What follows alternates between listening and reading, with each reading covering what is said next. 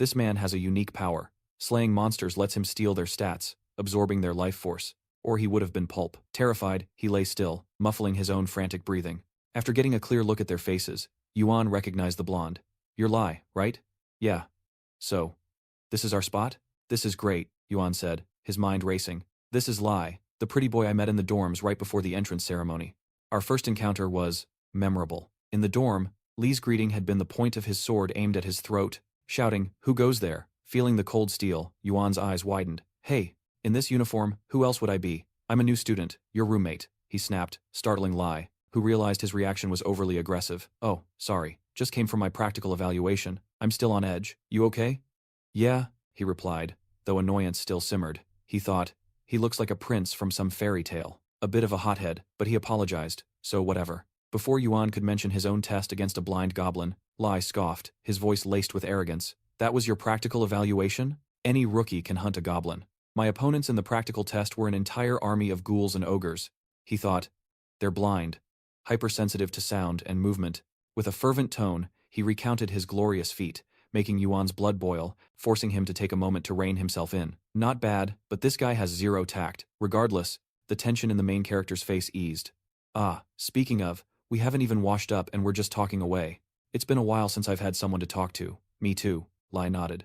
Right after, the guy grinned, pulling off his shirt, revealing a lean, powerful build. All right, let's go shower. This bathroom is shared, right? We can keep talking while we shower, he suggested. On the other hand, Lai suddenly turned completely red. You go shower first, Yuan. Huh, he turned back, but Lai was too embarrassed to look him in the eye. I'll go shower later, Lai stammered, earning a suspicious glance. Back in the present, he told himself. Time erases awkwardness. Besides, this is the special student area, so those two must be. With that thought, he turned to greet them. Hello. Hi, the pink-haired girl replied, and seeing her innocent and adorable appearance, and they're already cornering their prey. I'll be found. So, you hurled 2 stones into the distance to misdirect them. Yuan was stunned by the sheer contrast. So cute. It's nice to meet you, he repeated. He then turned to the silver-haired girl. Oh, right. You too. Greetings. Across from him, the girl with striking black eyes stared intently at Yugun, unsettling him slightly. What is it? He asked. That thing coiled around your arm is interesting, she stated calmly, and he knew exactly what she was referring to. Without hesitation, he summoned the small serpent. This? You mean this? You can all see it, right? Seeing W's curious appearance, all 3 of them were captivated. Even the typically cold silver-haired girl blushed with fascination. So cute. This snake was that item from before, correct? It's only been a few days. How did it change so much? Lai questioned. Can I touch it? It looks so adorable, the pink-haired girl wished. The silver-haired girl then spoke, introducing herself. I'm Du Jo, daughter of a martial master. And your name? Ah, I'm Yuan, the main character replied. He then asked, but what is a martial master? Is it some kind of martial arts? Like projecting energy blasts? Then seized the opening, while one was turned, to crush its skull with a heavy rock. At this question, all 3 girls began to giggle, leaving him confused. Even Du Jo was shaking so hard, she had to cover her mouth. Your understanding isn't entirely wrong. Really? Since this is a fantasy world, a martial world existing isn't strange, he said with a laugh. The pink-haired girl also introduced herself. I'm Ruo. It's nice to meet you. I'm Alan. You all can just call me Lai. A pleasure to meet you, Dujo, Ruo, and Li said with a bright smile. However, immediately after, Dujo turned away with scorn, earning an eye roll from Lai. Seeing this, Yuan just offered a wry smile. It seems the ceremony is about to start. He spotted the beautiful Professor Yuma seated on the stage. Oh, Professor Yuma is over there, he exclaimed, which made Lai curious. Did Professor Yuma counsel you, Yuan? Yeah, you see, Lai. Before he could finish, the hall's lights shifted, and the roof began retracting, revealing the sky above. The ceiling. It's opening up. What's happening? The bewildered group exclaimed. Suddenly, a cold voice shattered the silence. Blinded by rage, the creature swung its club wildly behind it, accidentally smashing its own teammate. All of you, focus here. That authoritative voice brought an immense, terrifying pressure down on their shoulders, making them tremble in fear. What is this? Where is this pressure coming from?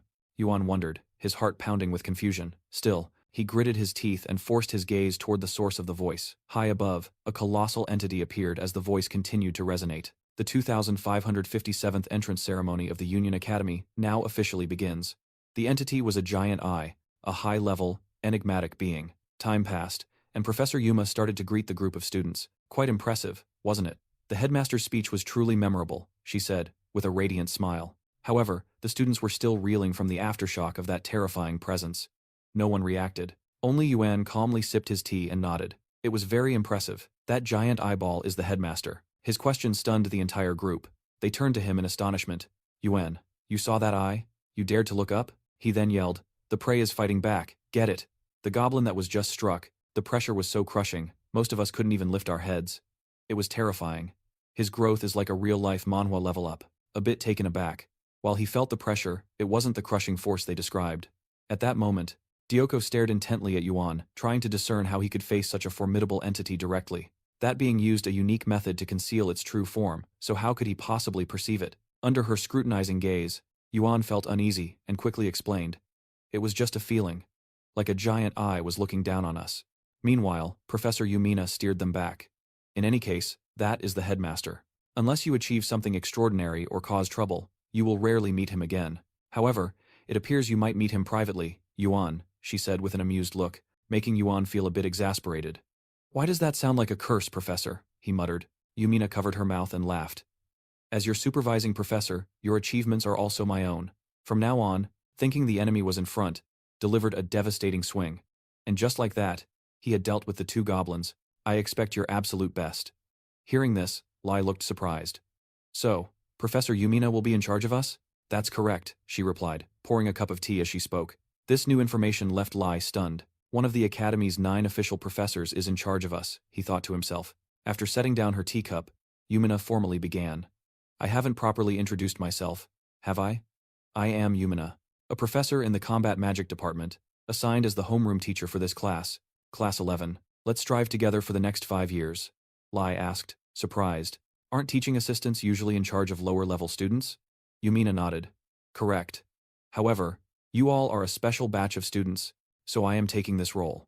At this, she marveled internally. It's so very special that I wonder how only individuals like you were chosen. As if remembering something, she turned with a grave expression and warned, beware the obstruction and malice from the regular students. Hearing this, Smart Move saved his skin. But wait. The smaller goblin was somehow still breathing. Yuan was initially surprised, but quickly grasped the hidden meaning. The obstacles and malice she mentioned weren't just academic rivalry, but also brutal physical conflicts and confrontations between students. If these issues escalated beyond the school's sanctioned competitions, even the professors could not intervene. To survive the race against others, you must be strong enough to overcome all obstacles and malice. If not, from now on, the 4 of you will operate as one unit. You are special students, a unique breed. This isn't some simple Manhwa level-up tale. You are teammates, conquering the tower until graduation. Alright, that's enough. The Academy has prepared a small gift for you. Rules and details will be explained after you receive the item. As she finished, she snapped her fingers, and a brilliant item materialized before the group, leaving them astonished. It was a pendant. Is this for student identification? It just looks like a normal necklace. Use it for identification and to access all of the school's facilities. Pinned beneath its dead teammate, unable to move. He ended its struggle with a club. It also allows you to teleport within the Union campus. To test the teleportation function, they mumbled the activation phrase. The incantation was, Professor Yumina is so beautiful. The instant the words were spoken, the trio was violently ejected. Professor Yumina is so beautiful, Lu yelled, his eyes wide in shock. Then, they warped straight back to their starting point. Regarding the chant, the 3 of them could only stand in awkward silence, unsure what to say about Professor Yumina. Unbelievable, the group sighed. We need this identification pendant to even enter the tower, so, like it or not, we have to protect it, Lai stated, while hastily securing the pendant in his pocket. Across from them, the pink-haired Ruo wondered, but why were you the only one held back? Who knows? Lai replied with a shrug. Maybe he sensed that terrifying presence. Hoso voiced her theory. As she spoke, she recalled Professor Yumina's recent phone call with someone. No, we have prepared a tea party. Tragically, among all the students, he was the lone individual who could look directly at the headmaster, sending it into the abyss. Suddenly, cryptic golden runes bled from their corpses, swirling around him. The scene shifts to the headmaster's office. You sat there, still as a statue. What is this? A private meeting with the headmaster on my very first day. I haven't done anything wrong, have I? You thought, bewildered. Noticing his anxious look, the headmaster spoke. Look directly at me. My physical form isn't present right now. The voice emanated from a small doll sitting on the desk. Hearing this, Yu finally dared to meet its gaze, and asked, The headmaster? No. I am the chairman. You may call me teacher, he instructed. Yes, teacher, Yu replied swiftly. The chairman then got straight to the point. I should explain why I've summoned you. I don't normally interfere in a student's development. Whether they grow strong or remain weak, live or perish in the tower, it is of no concern to me. My sole purpose is to witness with my own eyes the one who finally reaches the tower's apex. Everything else is utterly meaningless. Upon hearing this chilling declaration, Yu fell silent. In truth, the tower is the legacy of my ancestors. The Bee clan was destined to reclaim it, with all its power and glory. I would sacrifice my life to take back the entire tower. But facing the chairman, a surge of raw power. By absorbing physical points, a notification window materialized, stating the Code of Babylon was unlocked. Facing these other students, what does the tower mean to them? Why must they come to this dimension to conquer it? Unable to contain his curiosity, Yu finally asked, Sir, what exactly is this tower? Hearing the question, the chairman paused for a few seconds, seemingly surprised by his student's inquiry. Then he slowly answered, The tower is the path to godhood, and a great trial. The gods? Are they the same ones everyone speaks of? This is growing more and more complicated, Yu muttered to himself, his thoughts a tangled mess. Meanwhile, the chairman continued, Normally, I don't interfere with student hardships, but this time is an exception. I see in you a vast potential, the greatest I have ever witnessed. I will make special arrangements to aid your preparation for conquering the tower. As he finished speaking, the arm of the small doll on the desk lifted, firing a strange beam of light that merged directly into Yu's identification pendant. What is this? Yu exclaimed, startled. The chairman quickly explained, activating the ability to absorb and analyze concepts. It let him steal power from monster corpses to grow stronger. I have expanded your exploration privileges far beyond the Academy's borders. You can now freely access any dungeon. Use your time to sharpen your skills before you challenge the tower.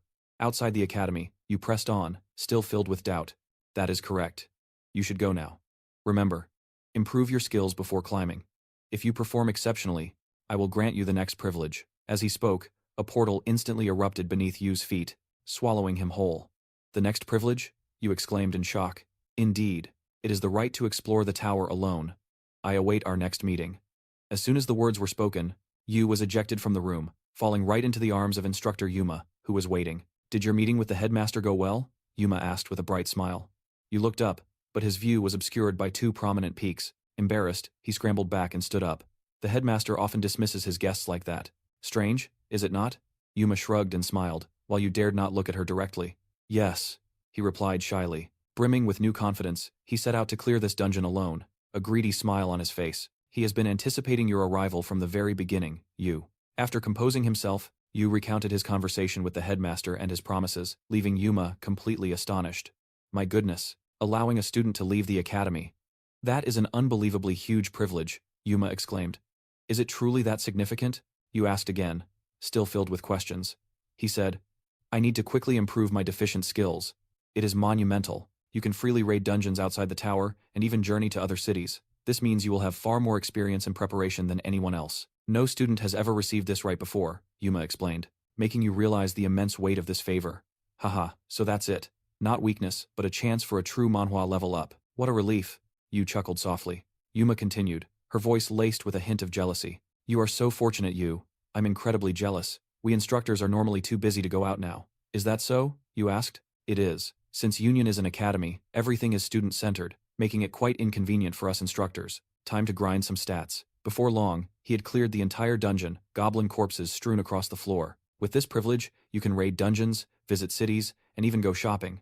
You can also eat any snacks you desire. I am so envious. The more she spoke, the closer her face loomed with a very peculiar expression, causing the young man to break out in a cold sweat. Perspiring heavily, Yuma finally revealed her true agenda. There is a truly beautiful city you must visit. It is called Ronica, and the spring temple there is absolutely. Not waiting for his instructor to finish, he quickly interjected, afraid she might devour him whole. Professor, how about I purchase a gift for you? Time flew by, and the scene shifted to a location outside the academy. Yu was now on his way to complete the errand Yuma had assigned, recalling her instructions about the honeymoon wine, brewed by monks, famous for its sweet scent, thick foam, and an enchanting finish. Buy me 1.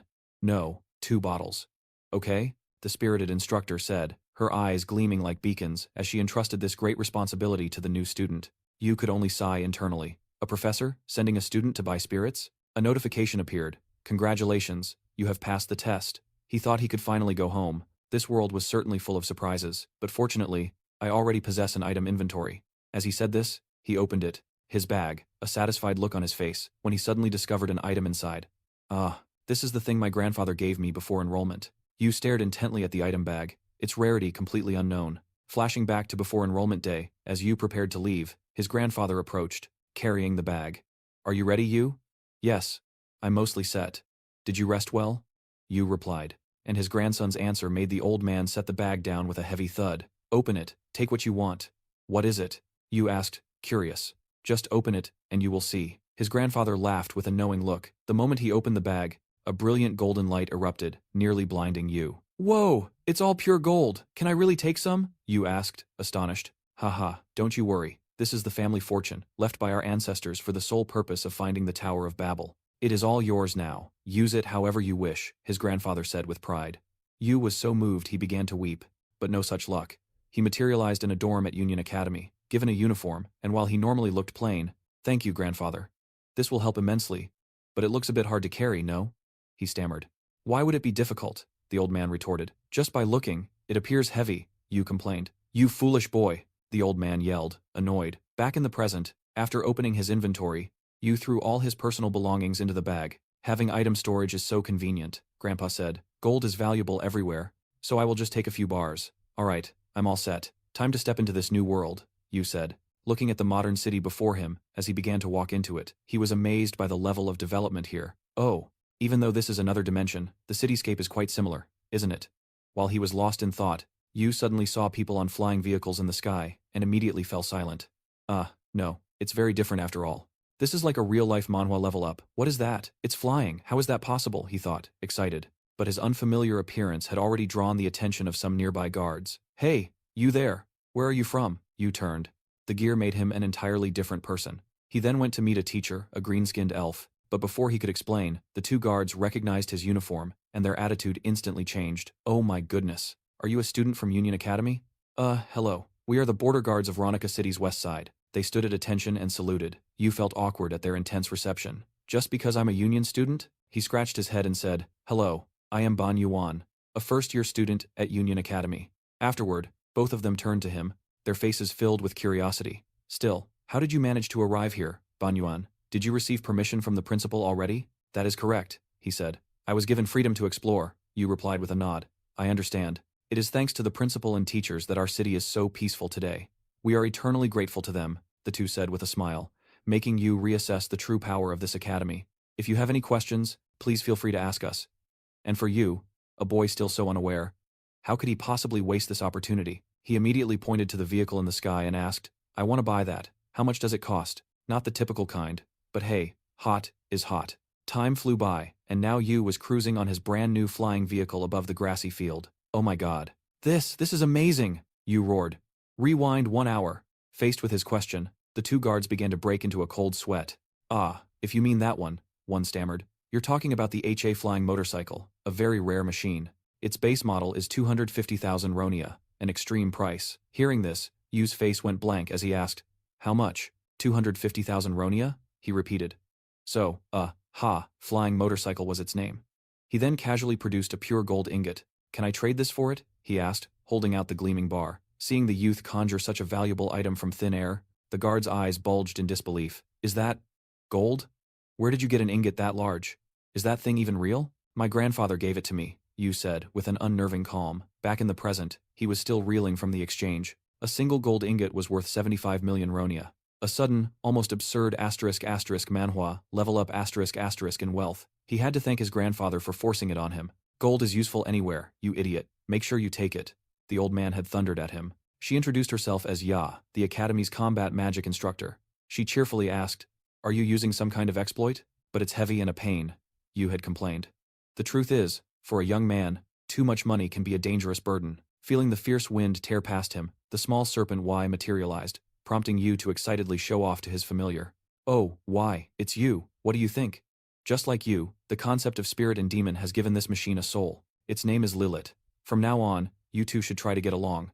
Lilith was now a sentient creation, born of his power. Yu had bestowed upon it the concept of spirit and demon, turning it into a living being with a will of its own, just like Y. Hearing its master's decree, the small serpent flicked its tongue, its expression entirely unreadable. Annoyance or pleasure? Ignoring the reaction, Yu remembered the task that Professor Yumina had given him. Alright, I bought the wine for Professor Yumina and created a little sibling for Y.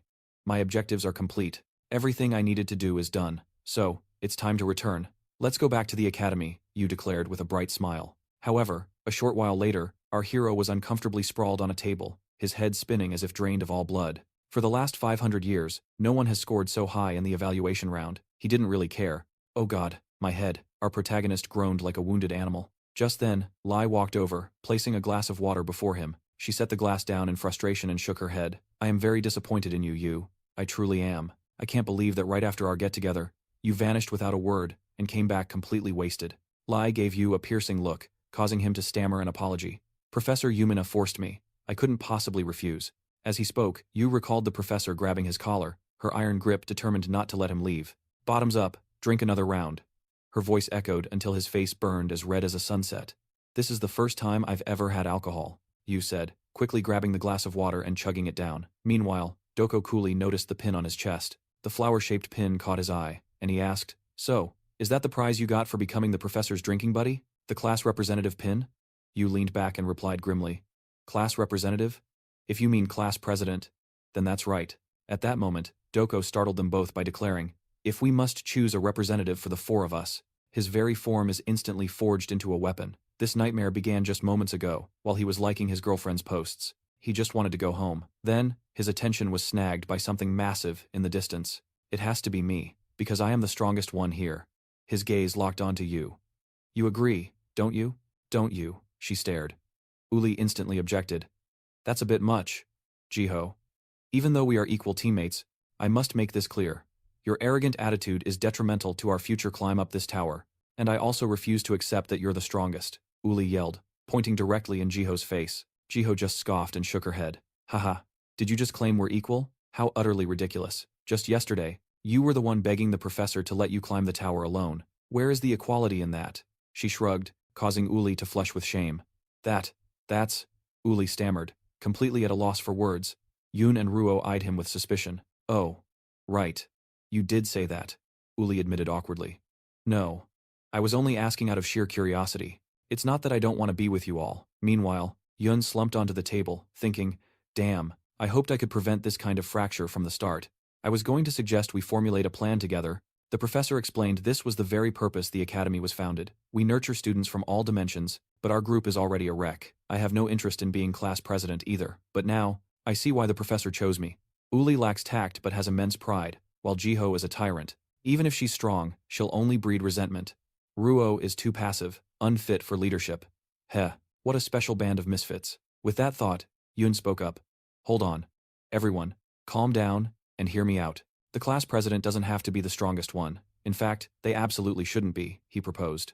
Jiho narrowed her eyes and demanded to know why. Because if the strongest person is the president, they'll just steamroll every decision. A president needs to unify the class, which they can't do. The president must be someone who can broker fair solutions for everyone. Thus, I think an easygoing person like me should be the class president.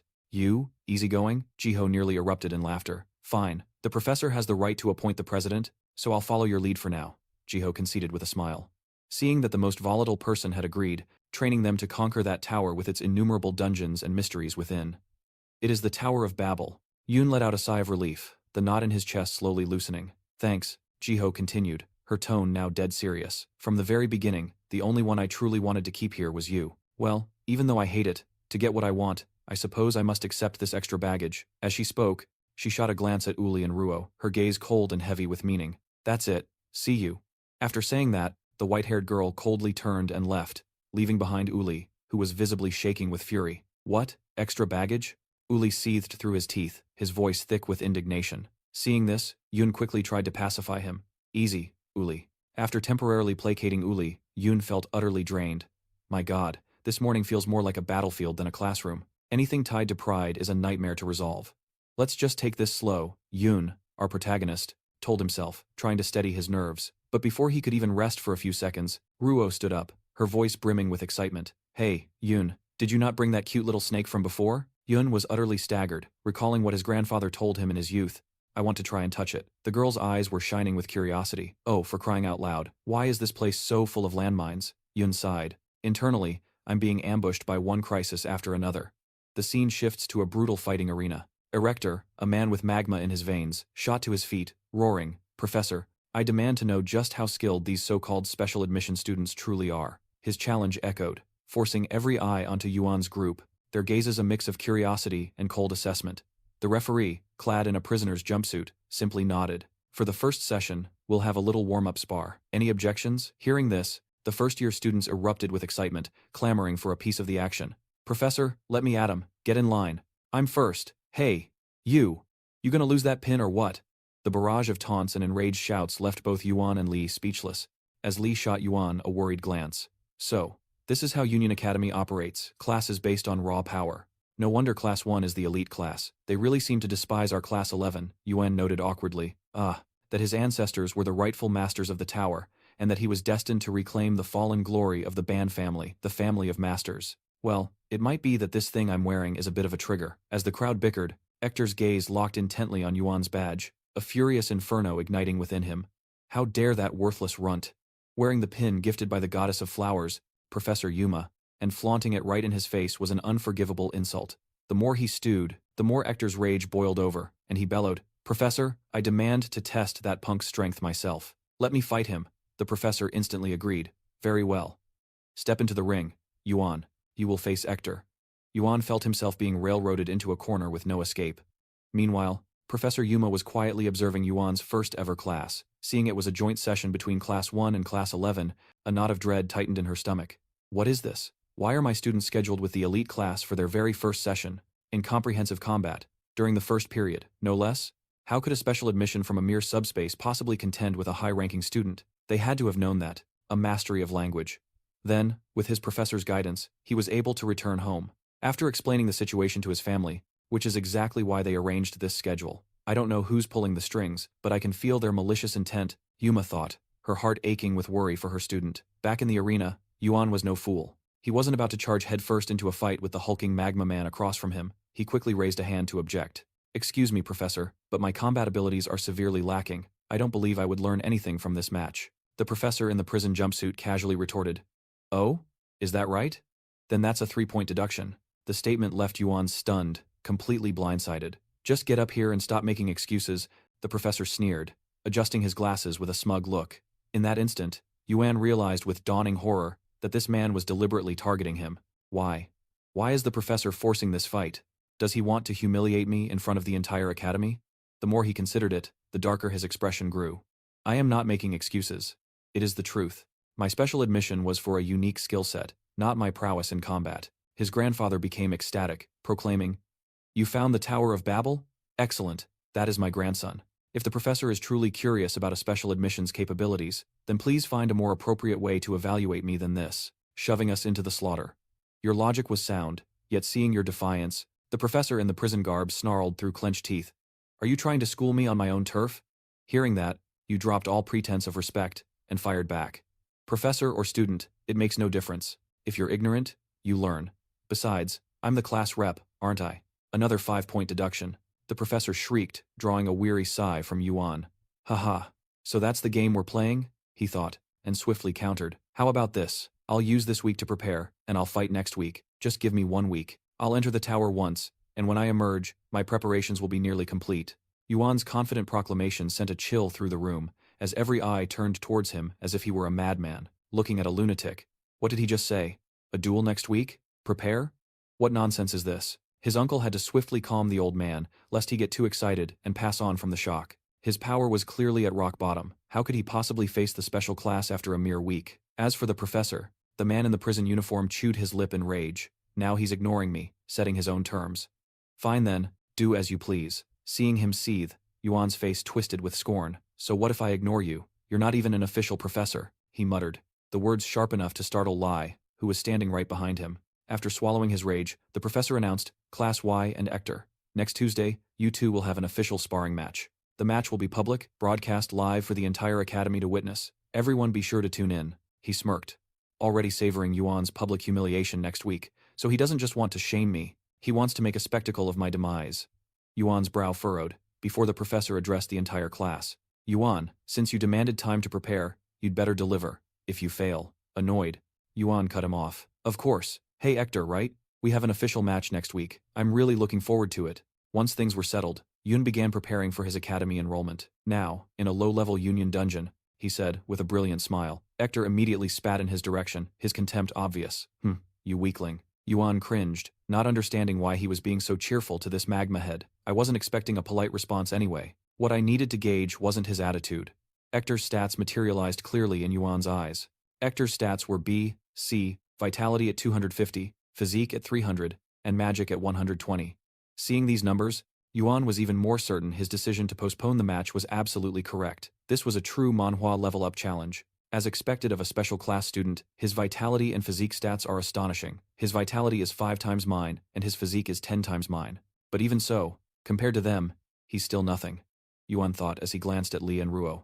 If I want to climb the tower with them, I must surpass Hector's level. Yuan resolved to himself, then said with a laugh, Haha, why the long faces? Are you too worried about me? Ignoring Yuan's words, DHS coldly began to warm up from behind. What's this? No one dares to step up. Unlike the class president, fighting is my specialty. Deep inside a goblin nest, Yun stood ready for a new trial. With an AK-47 and its bottomless magazine in his hands, aren't you all curious about the skills of a special admission student? Does anyone dare to come up here? If it's a sparring match? I'm always ready, Doha declared, her stats shattering their hexagonal frame. Turning back to the group of extras, her provocation landed like a physical blow, freezing the entire group for several seconds. Even the professor in his prison uniform was at a loss for words. The reason was brutally simple.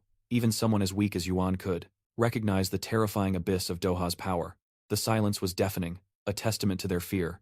Even my myriad poison eye is struggling to fully gauge her might. This whole scene feels like a twisted Manhwa level up ***. There's no way the first-year students can't feel her crushing presence, Yuan thought to himself. Back with Doha, seeing that no one dared to step forward, she spoke with utter boredom. What's wrong? If you lack confidence, shall I pick someone? She pointed directly at Hector. Hector, you're not the type to only prey on the weak, are you? Come on, I'll grind you into a pulp. Faced with this, Hector was startled, likely realizing Doha's power far surpassed his own. Hector must be terrified right now. His screen flashed with cryptic text, and he was violently yanked into another world. He began to educate the goblins on the lethal power of modern civilization. Target was me, but now he's been challenged by someone completely unexpected. Everyone here can sense it. If he accepts Doha's challenge just to save face, he's done for. He'll be severely injured, making it difficult to recover within a week. Although this doesn't affect me, it shouldn't happen like this. With that thought, Yuan decided to speak up. Wait, Doha, sorry, but Hector has a match with me next week. If you want to fight him, you'll have to wait your turn. Doha turned to you and asked, Are you sure? Of course. Thank you for your concern. But this time I will use my own strength to prove I'm worthy, you confidently declared. If he wanted to increase the test's difficulty, Doha had no reason to stop him. Ho ho, I thought you were just a slippery snake, but it seems you've got some backbone after all. Fine, I'll let you do it your way. Besides you, does anyone else dare to step up? She asked once more, but the crowd remained silent. No one dared to face Doha directly. Is there no one? The white-haired girl asked again after seeing the students remain quiet as mice. Doha sighed in disappointment. The creatures didn't even have a chance to lunge before they were annihilated by a storm of lead, and Yun advanced calmly, with nothing daring to bar his path. You were all barking so loudly earlier, but now that you're facing someone truly strong, you just hide in your shells, like turtles. Hearing her words, the first-year students gritted their teeth, but no matter how angry they were, they didn't dare to stand up until a blonde-haired guy spoke out. Who are you calling a turtle hiding in its shell? It's true that the weak and stupid often gather in groups, acting all tough and trying to protect their own by barking loudly. Are you putting on a comedy show or what? When he heard someone dare to challenge Doha with words, you immediately paid attention to him. Asterisk. What is this? This guy might be in the special class too, but his level seems to be on a asterisk, completely different level. Asterisk. You frowned in thought. From your perspective, this blonde guy seemed to be emitting an unusual aura, making those around him too afraid to get close. Besides that, noticing your doubtful expression, Leah spoke up to explain. That's Optima, the ruler of the Centus dimension. Huh? Centus Optima? What's that? You asked blankly. His naive question even surprised Leah. You don't know him? Besides the Union, there are 10 other. I have arrived.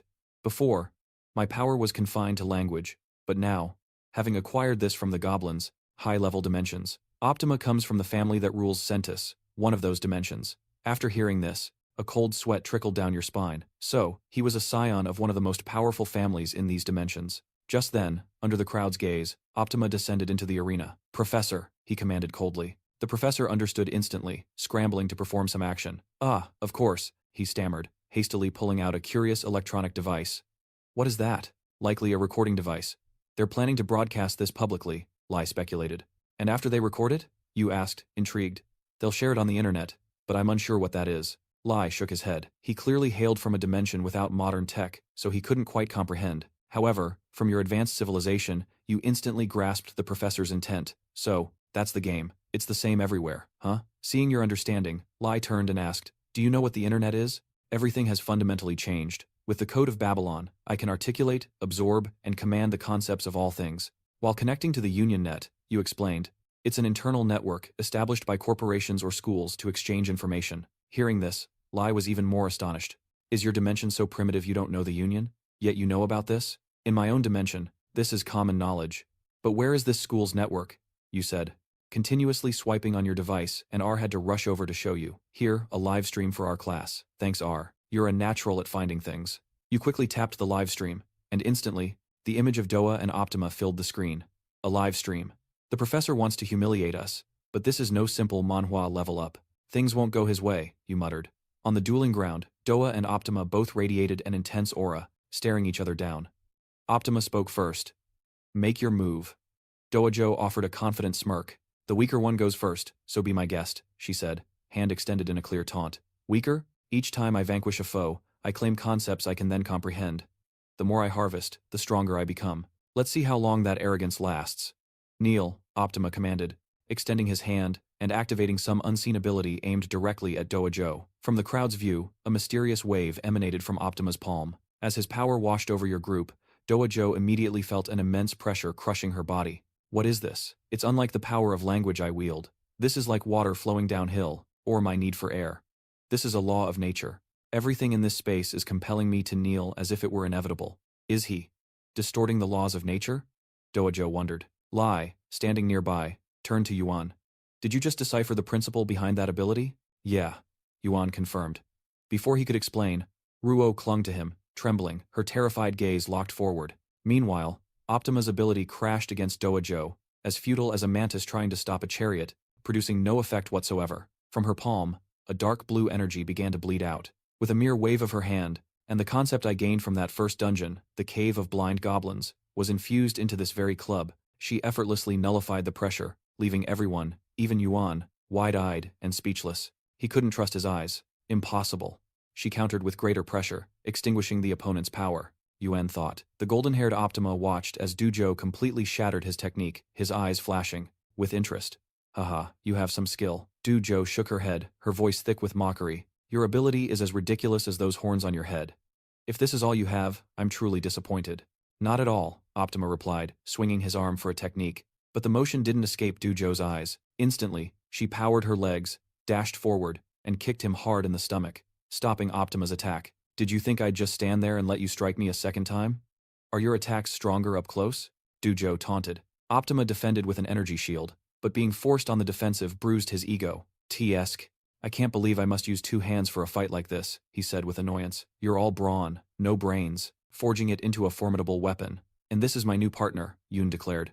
Dojo's voice suddenly appeared by his ear, startling Optima into swinging an arm behind him. You arrogant brat, he yelled, not realizing he was the most arrogant one there. Dojo dodged Optima's attack, using her left hand to swat his arm aside while her right hand grabbed his collar. She delivered a knee strike, aiming directly for Optima's chin.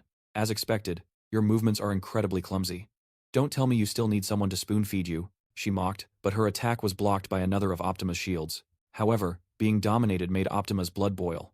This damn witch. He gritted his teeth, gathering power in his fist, unleashing a lightning-fast punch.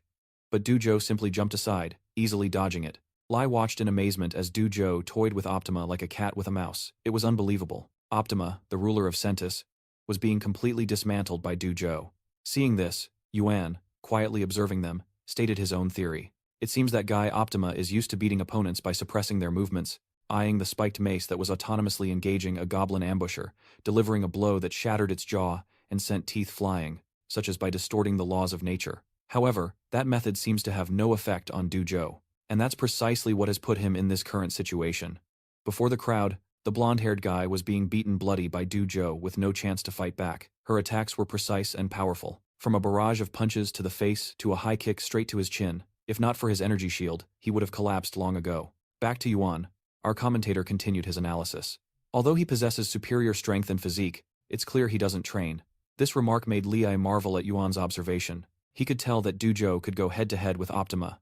Yet, Yuan saw through both of their abilities. Clearly, they are all special recruits from the subspace, a true Manhwa level up, but what is this? Even a chance to counterattack. Dujo's punches flew continuously at a terrifying speed.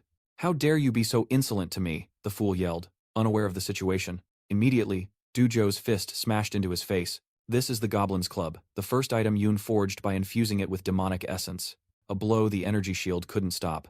Did you show up just to run your mouth? Or is your tongue too long? Should I shorten it for you? Hoso asked coldly. Overwhelmed, was being driven to madness. A sigil of diamonds materialized above his head, accompanied by an eruption of terrifying power. He slammed both hands down, shattering the arena floor into fragments. I'll never forgive you. You want to die?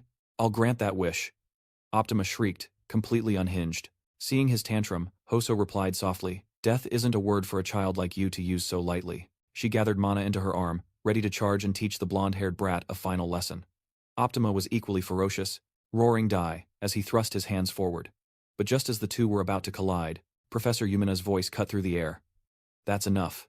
With a single clap, she halted all movement from both of them, the arena filled with flowers, leaving Hoso and Optima stunned.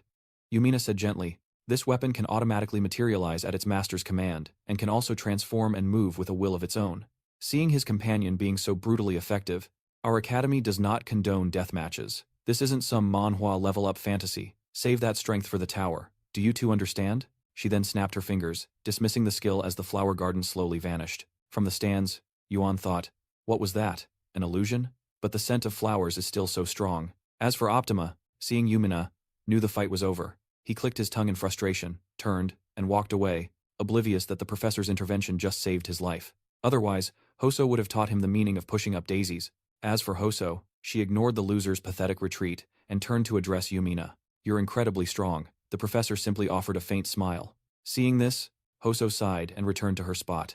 Yeah, welcome back, Yuan said. Hearing him, the white-haired girl turned to ask for Lee's opinion. What did you think?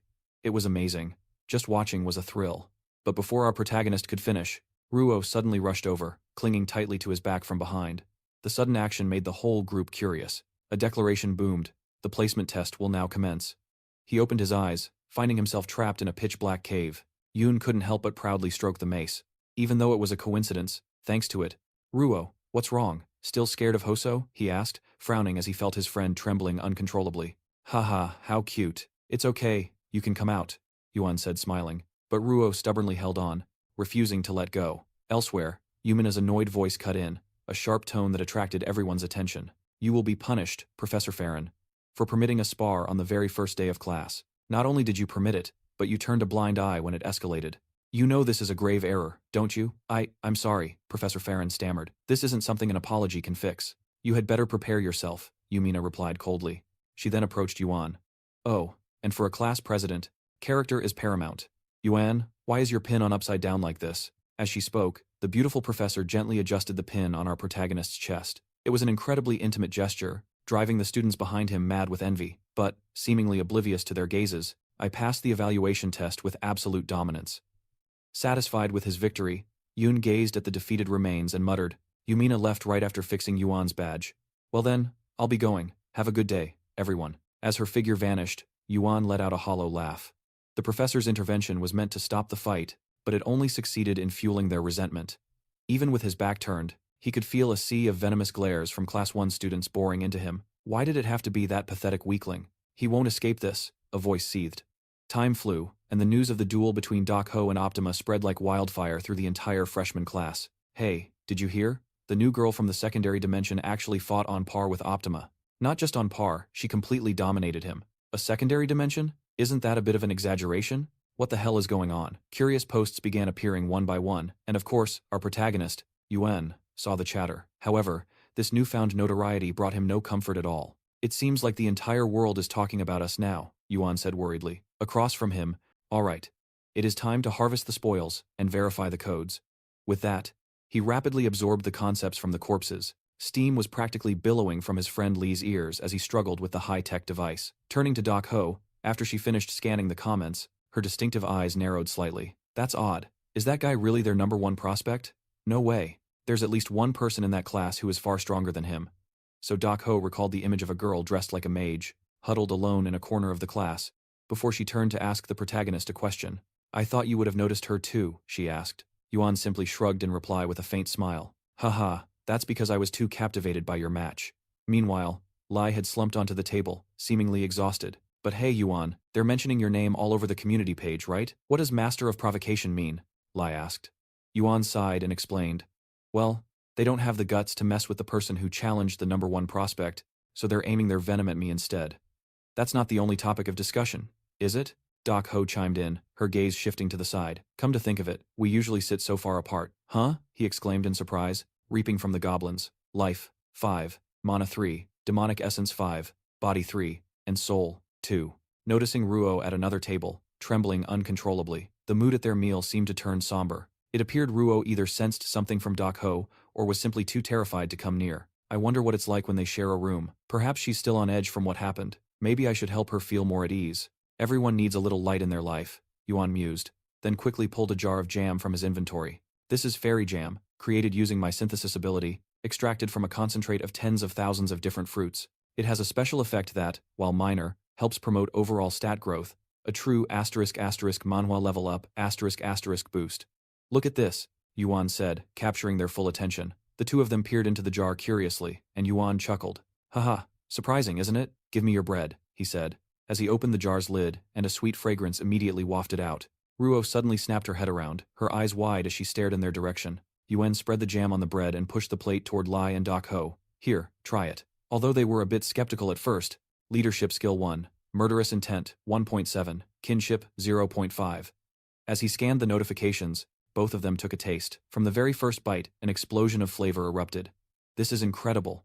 What is this? They both gasped, completely stunned. You smirked in satisfaction. Haha, pretty good, right? Lai stammered. Good? Just good? This isn't just a little good. It's. DC Hoso nodded. I've tasted every delicacy in the Central Plains, but this is on an entirely different level. You were a bit flustered by their reactions and turned to invite Ruo. Come over here and eat with us. The pink-haired girl was drooling from the aroma. She gulped and hurriedly pulled her chair closer. Make one for me, please, she mumbled. Of course, you replied cheerfully. Upon tasting it, Ruo practically melted, overwhelmed by the deliciousness of the fruit. The best fruit flavor in the entire world, she said, utterly satisfied. Lai asked you, did you create this with your ability? DC Hoso looked on, craving more. May I have some more? You smiled cheerfully. Of course. Here, eat as much as you want. DC Hoso licked her fingertips. It feels as if I'm eating something incredibly precious. You replied, not really. It is not expensive. Something unique caught Yun's eye among the concepts gathered from the monsters. It was a concept he had never before witnessed. What is a soul? Friends should share with each other. Consider it a token of my gratitude for your earlier kindness. DC Hoso chuckled softly. Even so, this is too much. All right. I have decided how to repay you for this divine elixir of yours. I will personally teach you martial arts, DC Hoso said, leaning her face right in front of you, making you blush. After the meal, DC Hoso led you to a house in an ancient Eastern style. As long as there's enough space to move, this is fine. I didn't expect a place this peaceful, she said, eagerly admiring her surroundings. Meanwhile, you quickly realized the reason for the training room's layout. This room reflects your mental state, doesn't it? As expected of your class, you exclaimed, then turned to ask. But we left right after eating. What exactly will you teach me? Without answering your question, DC Hoso picked up a wooden sword and muttered, This length is perfect. Don't move, she said, while brandishing the sword, which made you a bit nervous. First, let us start with this, she said. As soon as he spoke, the Bangmanga mace eagerly pulsed forward. What is it? Do you want this? Yun asked, getting into a thrusting stance, holding the sword level across her chest, her right hand gripping the hilt firmly while her left hand rested lightly on the pommel. Then, DC Hoso used her left hand to powerfully drive the sword toward you. She stopped just as the blade was about to touch your face, creating a blast of wind pressure that slammed into your face. This is a thrust, DC Hoso explained concisely. A decisive and unhesitating movement, a human attack that feels almost magical. In that brief moment, you discovered a new concept. To pierce. Piercing through. But why piercing? She's just showing me sword techniques, right? You thought in confusion. Your expression vacant.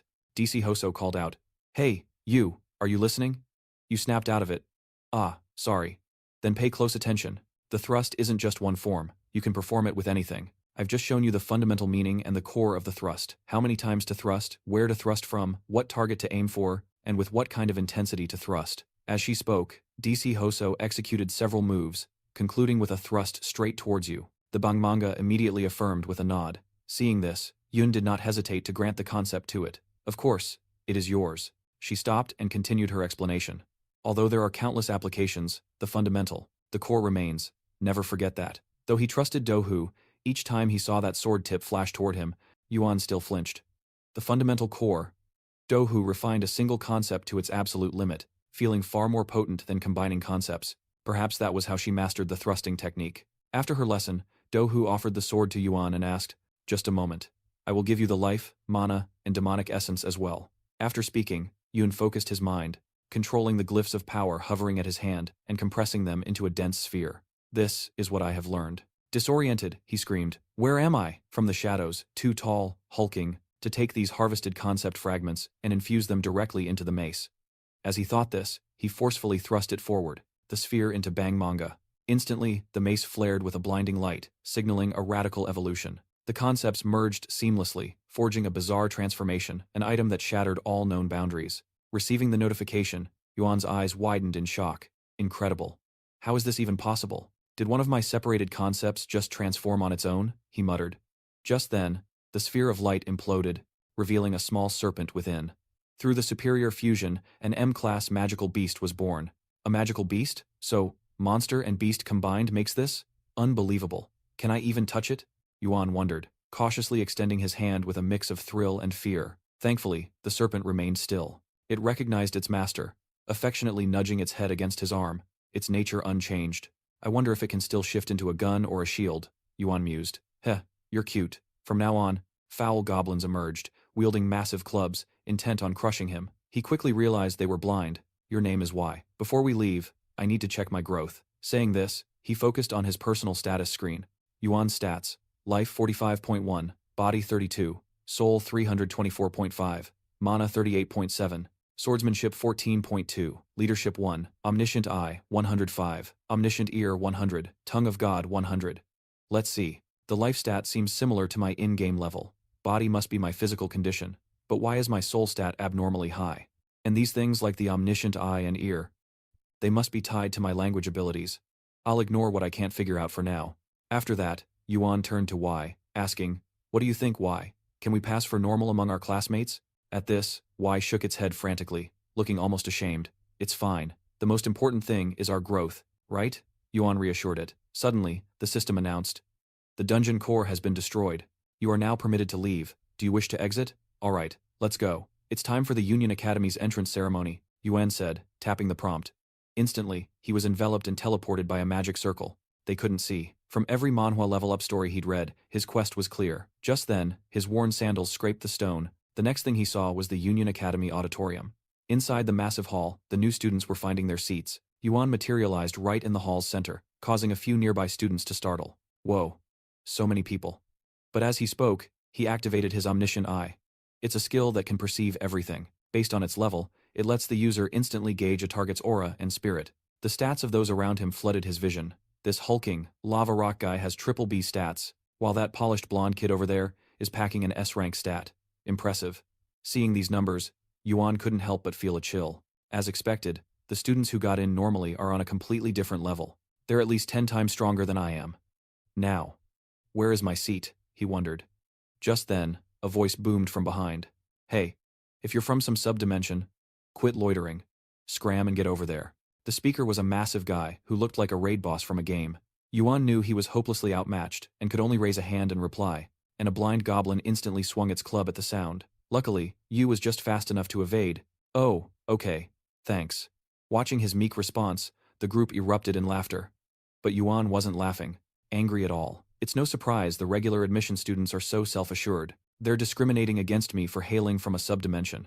It's the same story everywhere. The strong prey upon the weak, he thought grimly. Just then, as if sensing Yuan's isolation, a blonde-haired guy in the distance raised a hand, calling out, "Hey, special admission students are seated over here." Yuan moved immediately. Is this our designated pen? It feels like we're the exiles, he thought with a grimace. When he scanned the stats of those around him, his eyes nearly bulged from their sockets. My god, are these people really from subdimensions? This is a true Manhwa level up. Their stats could crush the regular admission students. In his vision, the blonde was SAA, the white-haired girl was SSS, and the pink-haired girl registered ABS. He also caught 3 others, a question mark, a C, and an F. Vuo stared with a hungry expression. I heard a fizzing sound, and then a sweet scent. Yu quickly pointed to the can and explained, "This? They sell these things outside." Lai's voice turned cold. "That's because you get to go outside. We don't." Yu quickly tried to calm them. "My apologies for drinking alone. I don't have enough to share. Besides, it only works when you're exhausted. It's useless for you now." With that, he quickly returned the can to his inventory. In reality, Yu was just bluffing, but Duho Jan's group believed him completely. "What if you get exhausted? I'll take the 3rd room," the swordswoman declared, already starting to warm up. Seeing this, Yu immediately wondered, "Huh? Didn't you say I should handle it myself to improve? Why the sudden change of heart?" At this, Doho Jan's cheeks puffed up as she ignored him. "I've never tasted that drink. I can't let you have it all to yourself." "Hey, that drink had a purpose," Lai reminded Doho Jan with a sideways glance. Putting that aside, after they finished their rest, Yu executed the unfortunate evil spirit, ending its torment at the hands of the group. As it perished, a teleportation circle appeared beneath their feet, pulling them to the next floor. "The teleportation is starting," Lai announced. While waiting, Yu took the chance to check his grinding results. This was his current status window. Vitality, 129, Physique, 72.8, Soul, 350, Mana, 101, Martial Arts, 62, Swordsmanship, 36, Dongshu Yen, 26, Leadership, 7, Piloting, 15, Resistance, 2, All Poison Eyes, 115, All Hearing Ears, 105, All Speaking Divine Lips, 107. Compared to when I first joined, my stats have skyrocketed. This kind of manhwa level up is insane. This level is already the Academy's average, and I've only swung my sword a few times. Even my swordsmanship and the piercing skill I just learned have improved. With this efficiency, I must focus on developing my swordsmanship. The upcoming match on Tuesday. It seems victory will depend on how much I can develop my martial arts. My physique and my opponents are separated by over 200 points. Honestly, that's a deadly disadvantage. Catch him in just 1 week, despite my efforts. But training under Doho Jan, I realized a true manhwa level up isn't just acquiring skills, but honing them. As for advancing my martial arts, if only Doho Jan would teach me more. He glanced hopefully at the swordswoman, but immediately chided himself. Asterisk, what am I thinking? Asterisk, depending on her, no matter how strong, is a mistake. It would unbalance our dynamic. Asterisk, think carefully. There's still time.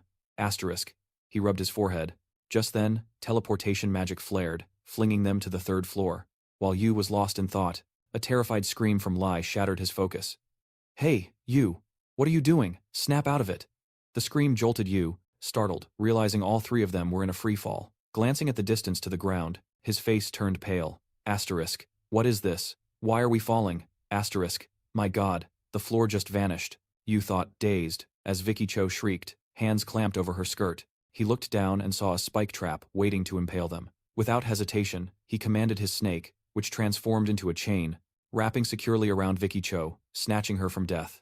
Above, Yu gripped the chain with one hand, sighing in relief. "Phew, that was too close. Thank you, Yu," Vicky Cho said quickly, as he scanned the surroundings, thinking, asterisk, what the hell? What kind of teleportation is this? Why is this room asterisk so vast? And a trap at the entry point? Could this place be? Asterisk. An image of a certain place surfaced in his mind. Before he could speak, the swordswoman's voice cut in. "Hey, you move!" Hearing the warning, he snapped his head toward the sound. What astonished him was Vicky Cho standing firmly on the ceiling as if it were the ground. "How did you get up there?" he exclaimed, amazed. However, Vicky Cho offered no explanation, just a warning. "If you just stand there, you'll die." What? He still didn't understand her meaning. Just then, hatches on both walls flew open, and countless spears and lances shot out straight at him, a deadly situation. Asterisk. Damn it. I can't just leave Vicky Cho. Asterisk. Asterisk. Behind. Asterisk. With that thought, Yuan swung his arm with all his might, pulling the chain and Vicky Cho's body into the air, simultaneously summoning his flying bike, Lilith, to arrest his fall. With his quick reflexes, Yuan got them both clear of danger. Afterwards, he quickly retracted the chain and caught Vicky Cho in a princess carry. "Gotcha. You okay? Sorry for being rough, but it was really dangerous back there. I had no choice." Hearing that, Vicky Cho's face flushed red as she stammered, murmuring, "I'm okay." "Then hold on tight, Vicky Cho," Yuan said, sensing more dangers lurking within this space. He glanced around, spotting another volley of spears ready to fire from pillars in a corner. Nightlai was also facing a storm of flying axes. However, such simple attacks couldn't trouble him. With just a few sword swings, Lai easily shattered the axe blades as two pairs of wings sprouted from his back. Him to hover mid-air. Still, Lai was baffled. What is happening? Professor Illuminina swore traps didn't begin until the 20th floor. But we're only on the 3rd floor. This level of difficulty feels wrong. And Yuan, what is that contraption you're on? Lai demanded, watching Yuan weave the flying bike through a hail of spears. Back with Yuan, he clenched his jaw, thinking, this is absolute madness. Traps are firing relentlessly from every direction. This entire structure, what in the hell is it? In stark contrast, Vicky Cho appeared to be relishing the chaotic ride. Perhaps a bit too comfortable, she remembered Yuan's command. Hold on tight, Vicky Cho. Acting on the thought, she gleefully wrapped her arms around Yuan's waist, pressing herself firmly against his back. It caused Yuan's face to burn crimson. What is she doing all of a sudden? My back feels like it's on fire, he thought frantically. Just then, a stray arrow slammed into the bike's tail, making it cry out and swerve violently. That was too close, Yuan yelled, just as a golden blade sliced through the air, shattering the pursuing spears. Lai materialized beside them, demanding, you were handling it perfectly. Why did you suddenly veer off course like that, Yuan? Yuan slammed on the brakes, staring at Li in awe. Huh? Li, what's with the wings? Before I answer, I have a question of my own. What is that machine you're riding? Is this another artifact from your world? Lai asked, his curiosity piqued. It's a flying motorcycle. You've really never seen one? Yuan answered, slightly taken aback. A flying motorcycle? What is that? Lai looked utterly dumbfounded, his eyes clouded with confusion. Seeing Lai's reaction, Yuan instantly knew he was clueless. Not wasting time, Yuan scanned their surroundings and asked, right, by the way, where's Ho Jan? The question startled Li, who realized he'd completely forgotten the swordswoman. Yeah, now that you mention it, I haven't seen her at all. You don't think she was caught in one of these traps, do you? Lai asked, a note of worry in his voice. Yuan immediately shook his head. No chance. She's too skilled to get caught that easily. She must be observing from somewhere. As they cautiously advanced, Lai pressed again. So, what's the plan? How do we shut down all these traps? Yuan paused, considering. According to the guide, survival means we just have to endure for a set period of time. I don't know the exact duration or how the mechanism functions, but for now, you take that side, Lai. I'm going to try and analyze their patterns. Lai nodded and shot off in the direction Yuan indicated. Meanwhile, Yuan's focus narrowed, his eyes locked on the windows, firing javelins, desperately analyzing their activation patterns. They're all targeting Li. It seems they prioritize moving targets. I shouldn't have been so rash. What a fool, Yuan cursed himself. Just then, Vicky Cho called out, Yuan, look! He turned and yanked the arrow embedded in the back of his vehicle. Tisk, this could have crippled Lilith. I need to get everyone to stop moving so erratically. But if we stop moving, how do we ever get through this death trap? As he racked his brain for a solution, Yuan suddenly watched the arrow in his hand dissolve into a stream of pure light. Wait. What's happening? Did I just absorb something? It feels like I just read a concept. This is an actual Manhwa level-up moment. Why is this happening now? So sudden? I couldn't read a thing in the previous room, so why now? There must be a reason. Yuan frowned in thought, but quickly shook his head. No, perhaps it's just a coincidence. I must test it to be certain. He then touched a nearby sword and, just as he suspected, it also dissolved in his hand. Unbelievable. Yuan stared in awe at the two sigils floating above his palm and wondered. The concept I gained is behead, not sword. Last time, the concept was also different from its outward appearance. Before he could decipher the reason, Vucho cried out in alarm. Hey, Yuan, over there. Yuan spun around and saw Li being engulfed by a wave of water. Lai, you fool, Yuan yelled. Right now, Lai was using all his might to resist being swept away. Damn it. I dropped my guard. I thought only the weapons were dangerous. I never foresaw water gushing from a trap. There is definitely something in this water. I'm going numb, and my vision is starting to blur. At this rate, I will not be able to handle the next trap at all. Seeing the volley of spears flying toward him, Lai panicked, unable to deflect them all. I'm finished. In the distance, seeing his friend's predicament, Yuan quickly gunned his motorcycle and sped off to the rescue. Watching the back of the protagonist leaving, Vucho recalled what he had just said. Sorry, Vucho, I'm about to make a huge gamble, so I can't involve you. Just wait here for a moment, she whispered. Go get him, Yuan. Back with Yuan, he reached out his hand while driving, touching the water gushing from the trap. Right after, he received new concepts. From this, you have obtained over 10 points for acid and wave. Just as I expected, like before. Even though I touched water, the concept I got wasn't water, but wave. Now I see the reason the concept I absorbed before was behead and not sword. Elsewhere, unlike the others struggling to evade the traps, the swordswoman Du Jan moved freely across the pillars without any difficulty. However, her eyes were fixed on Yuan as he sped toward Lai, sensing he was up to something. Yuan, what are you planning? She asked, frowning. Back with Yuan, he processed what he had learned while riding. The state of the matter upon its appearance dictates the concept I can obtain. Earlier, those hidden weapons aimed for the neck, so the concept was behead, not sword. This thought process was a true Manhwa level-up moment, as he finally understood the traps. Yuan yelled to Lai. "Let me handle this!" With that, he hit the gas, deliberately charging to meet the weapons head-on. As he accelerated, he prayed silently. May the depths of the myriad venomy expand, allowing me to see through their true essence, or even better, to read the very intent of these hidden weapons from the traps. Activating the myriad venomy, Yuan could now see the concepts of all the weapons below him. Nightlai did not understand his goal, his eyes wide in disbelief. What? He's charging straight into the traps. Ignoring Lai, Yuan already had a plan. I realized, I don't need to absorb them all. Just mixing and destroying their form is enough. In the palm of his hand, a sphere of concept gathered, attracting all nearby concepts, causing the weapons to slowly disintegrate. Seeing this, Yuan knew he had succeeded. "All right," he shouted.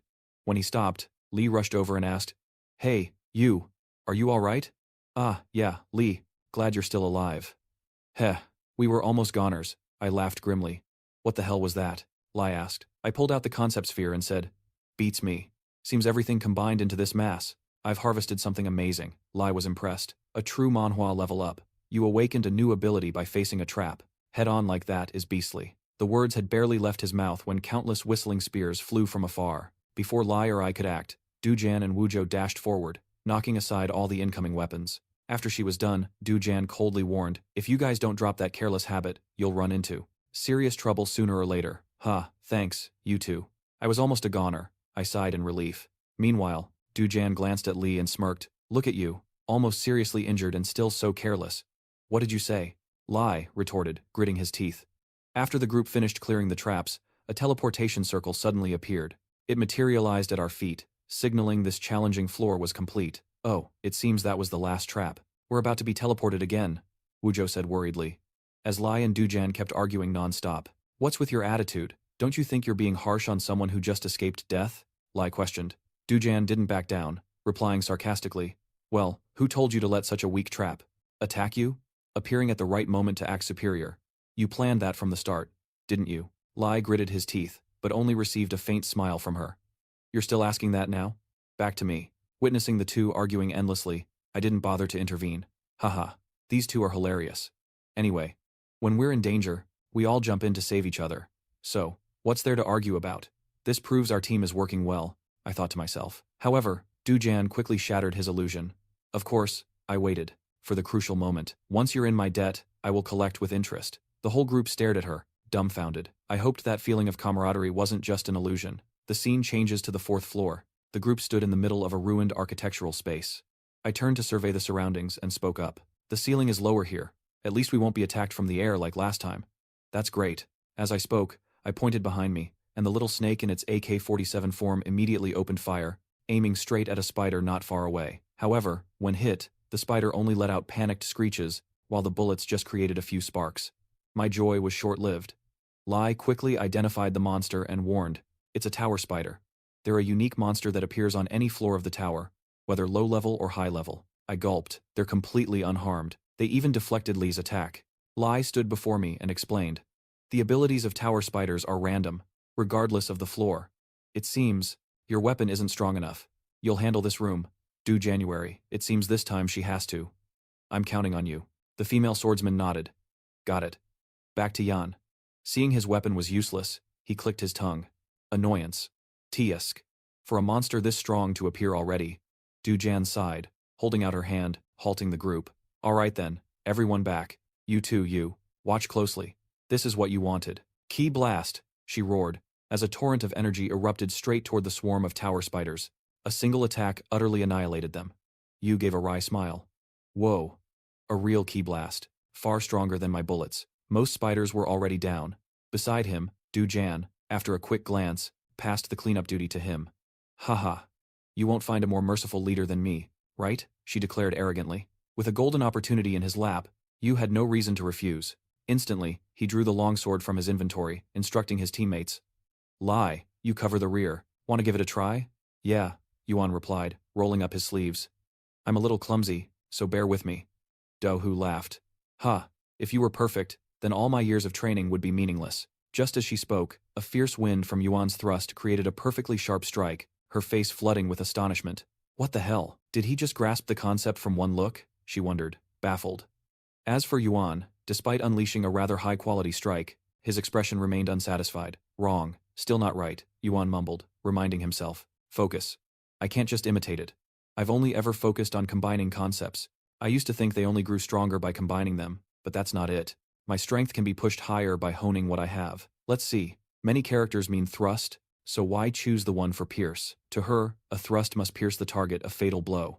As he realized this, Yuan had an epiphany. He focused all his mind and unleashed a powerful thrust, a strike so fast it shattered the sound barrier, creating a massive sonic boom. Right after the strike, Yuan felt a powerful backlash slam into him. He collapsed to the ground, utterly exhausted. Dohu, watching, saw Yuan's reckless practice and stopped him. Stop. You don't need to push so hard right from the start. Remember what you saw. Apply it in a larger space against the enemy you must kill. I got it, Yuan replied, panting heavily. At that exact moment, as if to congratulate him for mastering a new technique, countless notifications flooded his vision. You have comprehended and experienced the concept of piercing. You have comprehended and experienced the concept of martial arts. Staring at these notifications, Yuan couldn't help but chuckle. Haha, I just swung my sword and my stats already jumped. Suddenly, a special notification caught his eye. Additional ability update successful. Observed and understood the concept of teleportation.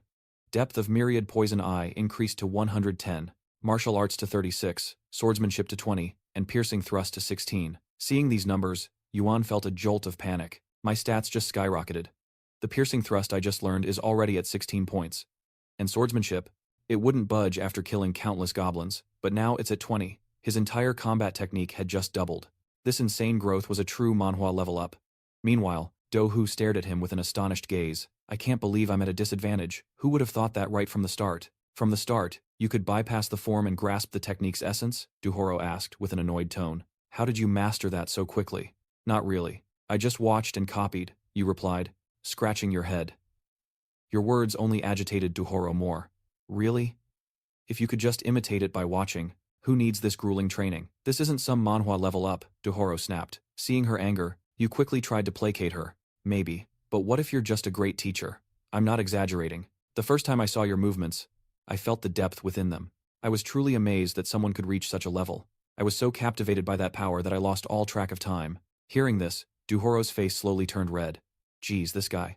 We've barely even met, and he says things like that so easily. She sighed, turning away. In return, you didn't forget to repay Duhoro for her help. Today's lesson was invaluable. From now on, let me handle the mana potions for you. That's not nearly enough for what I taught you, Duhoro stated, continuing in a sharp tone. What? Really? Then what should I do? You asked, panicked. In response, Duhoro suddenly broke into a smirk you'd never seen. Haha, it's fine. I'll collect what I'm owed. With interest, later on. Just you wait. Now, it's time for class. Let's go, she said cheerfully. Ah. Oh, right. That's right, you replied naively, waiting as Duhoro teleported away. Once alone, you muttered to yourself, I never knew she could make a face like that. The scene shifts to a hallway inside Union Academy. Lai and Ruo were walking down the hall when, suddenly, a group of students recognized Ruo and immediately moved to block their path. Hey little lady, where are you from? The question made Ruo freeze. From behind, Lai saw the group cornering Ruo and instantly stepped forward, shielding the pink-haired girl. This action made the blue-haired punk raise an eyebrow. What's this? He sneered. Lai replied coldly. She's my classmate. State your business. For some reason, hearing this, the blue-haired thug's anger flared. Huh? What kind of low-life insect dares to interfere? Get lost, he snarled. At that moment, you and Duhoro teleported in.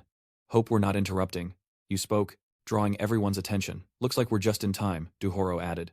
Meanwhile, you noticed your friends ahead and asked, surprised. Oh, what are you two doing?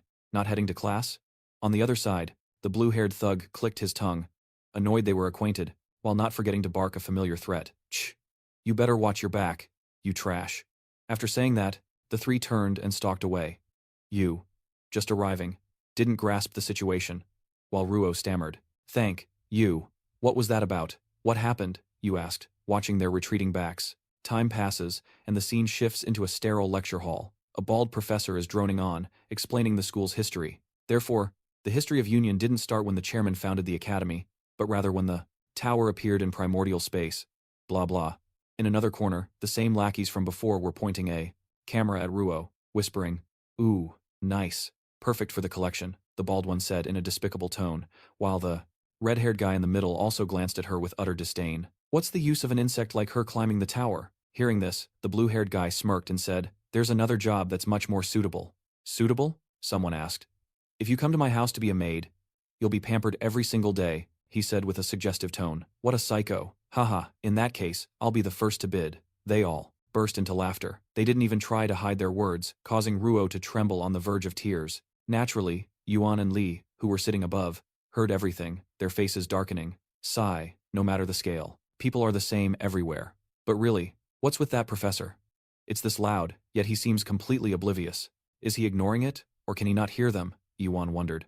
Meanwhile, Lai could no longer just stand by and watch the situation. So, he stood up and called out, Professor. Hearing his name, the professor stopped his lecture, turned around and asked, Ah, were you calling me? Realizing the situation, Lai decided to state his thoughts directly. Sir, the other students are too loud, and I can't concentrate. Could you please do something to address this situation? Hearing this, the blue-skinned professor mumbled for a moment before saying, Ah, right. Did you all hear that?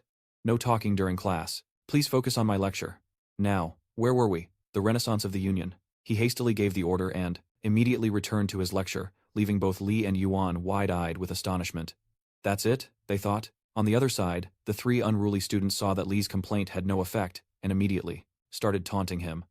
Look at that model student, acting all righteous because he's good-looking. Ah, right. Is he? The reason I couldn't get her number earlier? Are you two a couple or something? No, we're not. Then why is he getting all worked up? That girl has a pretty great figure, wouldn't you say? Haha, totally agreed. Haha, their insulting remarks brought tears to Ruo's eyes. While Lai was so furious, he snapped the pen in his hand. However, before Lai could explode, Yuan patted his shoulder, reassuring him. Just calm down. Lai glanced at Yuan and asked, Are you telling me to just take this? Even after what they said about our classmate, Yuan remained calm and replied, If not, what will you do? Start a fight? A pointless act like that won't solve anything, and causing a scene in class only makes matters worse. Just calm down and watch this. Saying that, Yuan pulled out his phone and showed Li a video recording of the Union History class, Class 1, which was on YouTube. Lai asked in surprise, What are you getting at? Yuan smiled slightly and said, There are many ways to solve a problem. When you're dealing with clowns who only run their mouths, the best solution is to force-feed them their own poison. At this, Li's eyes widened in realization. Wait, Yuan, you're not. But without a word, Yuan was already working his phone. Haha, go on, keep laughing, you morons. Every disgusting word you're spewing in this class is going out live right now. At that moment, a high-angle camera shot revealed the three delinquents still spewing their contemptuous filth. What's the point of some bug like her climbing the tower? Come be a maid at my house. You'll be treated right. What a freak. This perfect angle came from a small snake. Camera clenched in its jaws from above. The instant those words hit the broadcast, the online community erupted, flooding the stream with outrage. What the hell? Calling her a bug? Where are these punks? What class is this? Must be the first years from Class 7. Are you all insane? Where's the professor? This year's rookies are out of control. The endless flood of comments brought a smirk to Yuan's face. Heh, an explosive reaction. Very quickly, the delinquents realized they had just become the internet's main event. Hey, what the hell is this? A damn live stream? Who's filming? Find that camera, now. They screamed, frantically scanning the room. Just then, the green-haired punk quickly spotted the small snake clutching the camera from above. Up there, he hissed to his two cronies. However, before the trio could snatch the snake, it vanished before their eyes, leaving all three seething with impotent rage. But there was one thing they failed to grasp. Their chaotic behavior, buzzing around the class like insects, had finally shredded the last of the bald professor's patience. Students, your academic attitude is utterly pathetic. You were the ones causing this disruption, correct? State your names for the class, and get out. Now, the professor commanded coldly. The sheer pressure he radiated made even the red-haired leader flinch. That's not it, Professor. Someone put a video of us online, he scrambled to explain, but the professor was unmoved. I don't care. Before the group could utter another word, he ejected them. I said get out, he thundered. He then turned, warning the remaining students, I am failing them for the entire academic year. As for the rest of you, cease the disruptions, focus on the lesson. Back to Yuan. Witnessing the professor's fury, Yuan gave a silent nod of approval. Wow, even an adjunct professor is not to be underestimated, huh? Still, just an F after trashing Ruo like that? That's getting off way too easy, Yuan mumbled. And Lai nodded in agreement. True, but their academic careers are effectively over. As for Ruo, seeing the two defend her, the pink-haired girl offered a contented smile. It's okay. This is more than enough. I'm fine now. Thank you both for your help. Her earnest expression made Yuan feel a bit awkward. And he looked away. No, I didn't do anything with brute force. I'm no match for you two. That was just my own method for handling things. And it worked. You don't need to thank me, he replied humbly. Even so, since you're the one, with you here, class president, I feel more at ease, Lai said, a rare smile gracing his lips. But peace is fleeting, and the scene quickly shifts to the combat arena. Just as expected, those three scumbags were already hunting Lai for payback. Hey, you, the pretty boy over there, they shouted. Lai turned, his gaze cold. What now? A problem? What do you want this time? The trio glared with pure malice, looking like they wanted to devour him whole. The green-haired one growled. Explain what happened yesterday, you insect. The redhead also gritted his teeth, still fuming over that damned live stream. My grades are ruined, my friends are being targeted by upperclassmen, and my classmates are all avoiding me. Do you have any idea? Ignoring these pathetic words, Yuan turned to observe the professor casually sitting to the side, watching to see how he would react. And just as predicted, the man was merely watching with detached interest, showing absolutely no intention of intervening. Asterisk, look at that. 3 students wielding sharp weapons are confronting their peer. Asterisk, but the professor has no intention of stopping them. It seems that both the professors and students here don't respect people from the secondary space. This whole academy is just a brutal asterisk Manhwa level up asterisk game, he thought. Who pays attention to the condition of their livestock? Meanwhile, Ruo instinctively hid behind him. Back at the confrontation, the blue and red-haired thugs gripped their weapons, snarling threateningly. What did you just say, you bastard? Hey, say that again, they bellowed, their voices full of challenge as if desperate for an audience. Lai let out a low growl as the sword in his hand suddenly pulsed with a ferocious aura, startling the entire group. Everyone was stunned. He was that strong? This was the first time they had ever witnessed his power. The other 3 guys cowered in raw fear, their faces pale, realizing they had provoked the wrong person, while Lai was consumed by fury, unleashing his power and about to tear them apart. Fortunately, Du Zhou quickly stepped forward and gave Lai a painful flick on the forehead, stopping him from doing anything reckless. You idiot, Du Zhou, is that you? Lai stammered while rubbing his forehead, his eyes tearing up from the pain. But before he could question her, Du Zhou spoke first. You're being too loud. Just because your being is influenced by a sword, you're acting all high and mighty. As she spoke, she flicked Li's forehead again. It seemed Li understood her intention and immediately dismissed the sword. As soon as the sword vanished, Yuan felt the oppressive energy dissipate as well, letting him breathe a sigh of relief. Meanwhile, the blue-skinned professor, leaning on a cane, looked annoyed. Tisk, a lowly creature from a secondary dimension. Such arrogance, he muttered before turning and walking away. His pathetic posturing left Yuan and Ruo speechless. That was a close call, wasn't it? Yuan glanced at his pink-haired friend. Meanwhile, Du Zhou was still lecturing Lai. You just got your hands on one useful item, and you're already raising hell. Is that your true nature or what? Asterisk, as expected. Asterisk, Yuan thought to himself. Asterisk, Li is the biggest ticking time bomb. Asterisk, when the group sat down to eat, Yuan didn't start right away, but just toyed with the food in front of him. He then turned to Lai and said, You know, I've been thinking a lot, and at this rate, you'll likely never be treated fairly at this academy. What are you even saying? Lai asked, taken aback. Yuan's eyes flashed with frustration. Huh? What about me? Didn't I attempt to make peace with the professor? I even agreed to an official spar just because he provoked me. How are we even remotely the same? Hearing this, Lai's voice faltered. Right, about that. After seeing how you reacted, I wanted to smooth things over. Yeah, and then you just created an even bigger mess, Yuan cut in. I don't understand you. Letting the real culprits get away with it only to turn around and challenge the professor. I'm sorry, Lai stammered, his eyes welling with tears. In reality, Yuan was more concerned with Li's entire demeanor while wielding the sword. Normally, Li wasn't so reckless. It was as if someone had just flipped a switch inside him. It had to be that sword. To prevent any more trouble, Yuan frowned and demanded of Li, be honest with me. You could control that power from before, couldn't you? Li slammed the table and insisted. Of course. If I couldn't, how would I have even passed the entrance exam?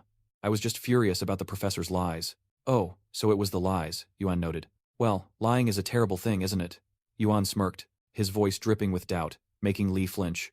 Trust me, I swear what happened today will never happen again, Lai declared, thumping his chest. Du Hojo couldn't resist chiming in. It's a good thing this didn't escalate into a major incident. The sight of you being puppeteered by a divine sword, that was quite a spectacle. You should get chewed out more often. That's enough, Yuan said, seeing that Lai had lost all his will to fight. He was just slumped over the table in despair. Du Hojo then turned to Yuan. By the way, Yuan, I'm starting to see the point of the professor's warning from a few days ago. If this continues, our life at this school is only going to get more chaotic.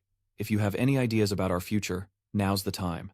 I want your take on this as the class president. Hearing Do Hojo's direct question, our protagonist was genuinely surprised. My opinion? After these last few days, I've seen the real problem. It's this whole idea that some people are just born strong, that your bloodline determines your worth, and the utter contempt for anyone from the lower realms, and the archaic system that treats it all as law. What can outsiders like us even do in a place where all of that is considered normal? His thoughts swirling, Yuan felt his mind cloud over and turned to the group. Hey, what do we need to do to win public sympathy? Or rather, to earn that support? What's our first move? Hearing this, the group, while confused, still gave their answers. Communication, Lai offered. Probably strength, Do, Hojo replied. Yuan immediately cut in. No, it's something you all already possess, and that's your appearance. He said this while scanning the undeniably attractive group, after which Yuan laid out his initial plan. So, you want to create a channel to broadcast our daily lives? One of them asked, stunned, and Yuan simply nodded. Yeah, back on Earth, where I'm from, it's a common tactic to win people over. We will craft an image and broadcast it to everyone. Once that image is burned into their minds, it forges a certain bond, right? It evolves into respect, even admiration, Yuan explained, as he adjusted the camera's angle and backdrop, then faced Lai. He grasped the plan, but still had a question. But Yuan, if this is for respect and admiration, why a staged fight? It's not a staged fight. It's real, Yuan corrected him grimly. Just then, Dohuru lunged in with a flurry of attacks. Lai, still not taking it seriously, thought. But to be told to fight for real so suddenly, he muttered, throwing a right hook simultaneously. However, Dohuru instantly evaded the punch, who dodged it. Don't you worry. In a real fight, a few good hits are all it takes to make you start taking it seriously, Dohuru snarled, grabbing Lai's collar and executing a shoulder throw. The impact was immense, blasting a crater in the floor and leaving Li's head reeling. Dohuru taunted. Oh my. Is that all you have? I knew it. Last time, you were just a puppet for that artifact. What's the point of drawing that sword? Even if you did, you likely lack the skill to face me, Dohuru said with scorn, making Lai grit his teeth in fury. Unable to bear the shame, Lai roared and charged into the brawl with Dohuru. Witnessing their fierce clash, Yuan praised them. That's it, Lai. A perfect Manhwa level-up scene. He said this while seeking the best camera angle. Seeing Yuan's excitement, Ruo asked with some concern, Hey, Yuan, will this truly make our school life easier? I still don't understand. Yuan chuckled, not entirely sure how to explain. Well, things won't change overnight, but I promise it'll have an effect, he continued, offering an example. Just think, if the vultures who prey on us knew how powerful you are, they wouldn't dare to touch us again. Makes sense, right? Ruo nodded, understanding. See? Look at them. They're treating the floor like it's tofu, Yuan said with a laugh, eyeing the shattered ground beneath their fists. Anyway, we won't know the result until we post it. So, don't worry too much, Ruo, because a beauty like yours is too elegant for such worries. Don't you know that beautiful people become even more radiant when they smile? That was for you, Ruo. You have a face that would be loved anywhere. It is a shame to keep frowning like that, isn't it? So, put your worries aside and enjoy this moment, Yuan advised. And as if mesmerized, Ruo immediately broke into a smile. Ruo's mind slowly calmed, and for some reason, a smile appeared on her lips. It was magical. Every time she heard Yuan speak, she believed everything would turn out exactly like that. Back to the battle. Though Lai fought his best, he was being beaten to a pulp by Dohuru. Where do you think you're going? I'm just warming up, the swordswoman said, cracking her knuckles. Meanwhile, a tearful Lai cried to Yuan for help. Oh God, Yuan, save me. She is not even human anymore. Yuan's words had worked their magic on Ruo. Back in the battle, Li was still trying his best. I can't eat this. It tastes like soap, Ruo said tearfully, but for the sake of building the YouTube channel. You gave her a look, advising, It's okay, Ruo. You'll get used to it. But why do we have to film this? Ruo whined. Time passed, and at the class president's urging, the 11th graders started uploading videos of their daily lives to the channel, the whole group's little rebellion. And just as you had foreseen, they got an explosive reaction, especially the clip of the battle between Lai and Duzone. Just witnessing the level of destruction they unleashed was enough to leave everyone shocked. Whoa, for real? Are they from a subspace? They're new students. Before they saw more, a video of the four of you playing some game appeared. What is that? Someone wondered. It's the boss game, a traditional game for a master strategist. You move pieces on a board by the game's rules, using square stones and paper. What? This is a game? That subspace is something else. Look, the rules are so simple. Why can't he get them? Haha. Someone laughed, seeing Lai lose so fast. The next scene featured Professor Yuma, and her admirers immediately flooded the comments. Wow, Professor Yuma is always an angel. The next clip showed Ruo crying over her bowl of vegetable noodles. Viewers began teasing her. Haha, so cute. Adorable. Ruo, did you fall from heaven? On to the next. Is the next video a live stream? This is awesome. Wait, the broadcast is tomorrow? That's right, early tomorrow morning. Hold on, isn't tomorrow the day we climb the tower? Someone exclaimed. As they checked, they saw it was a previously scheduled broadcast. Back with your group now. Even he hadn't expected the video he uploaded to get such a massive response. No way, I can't believe it. Why are so many people watching?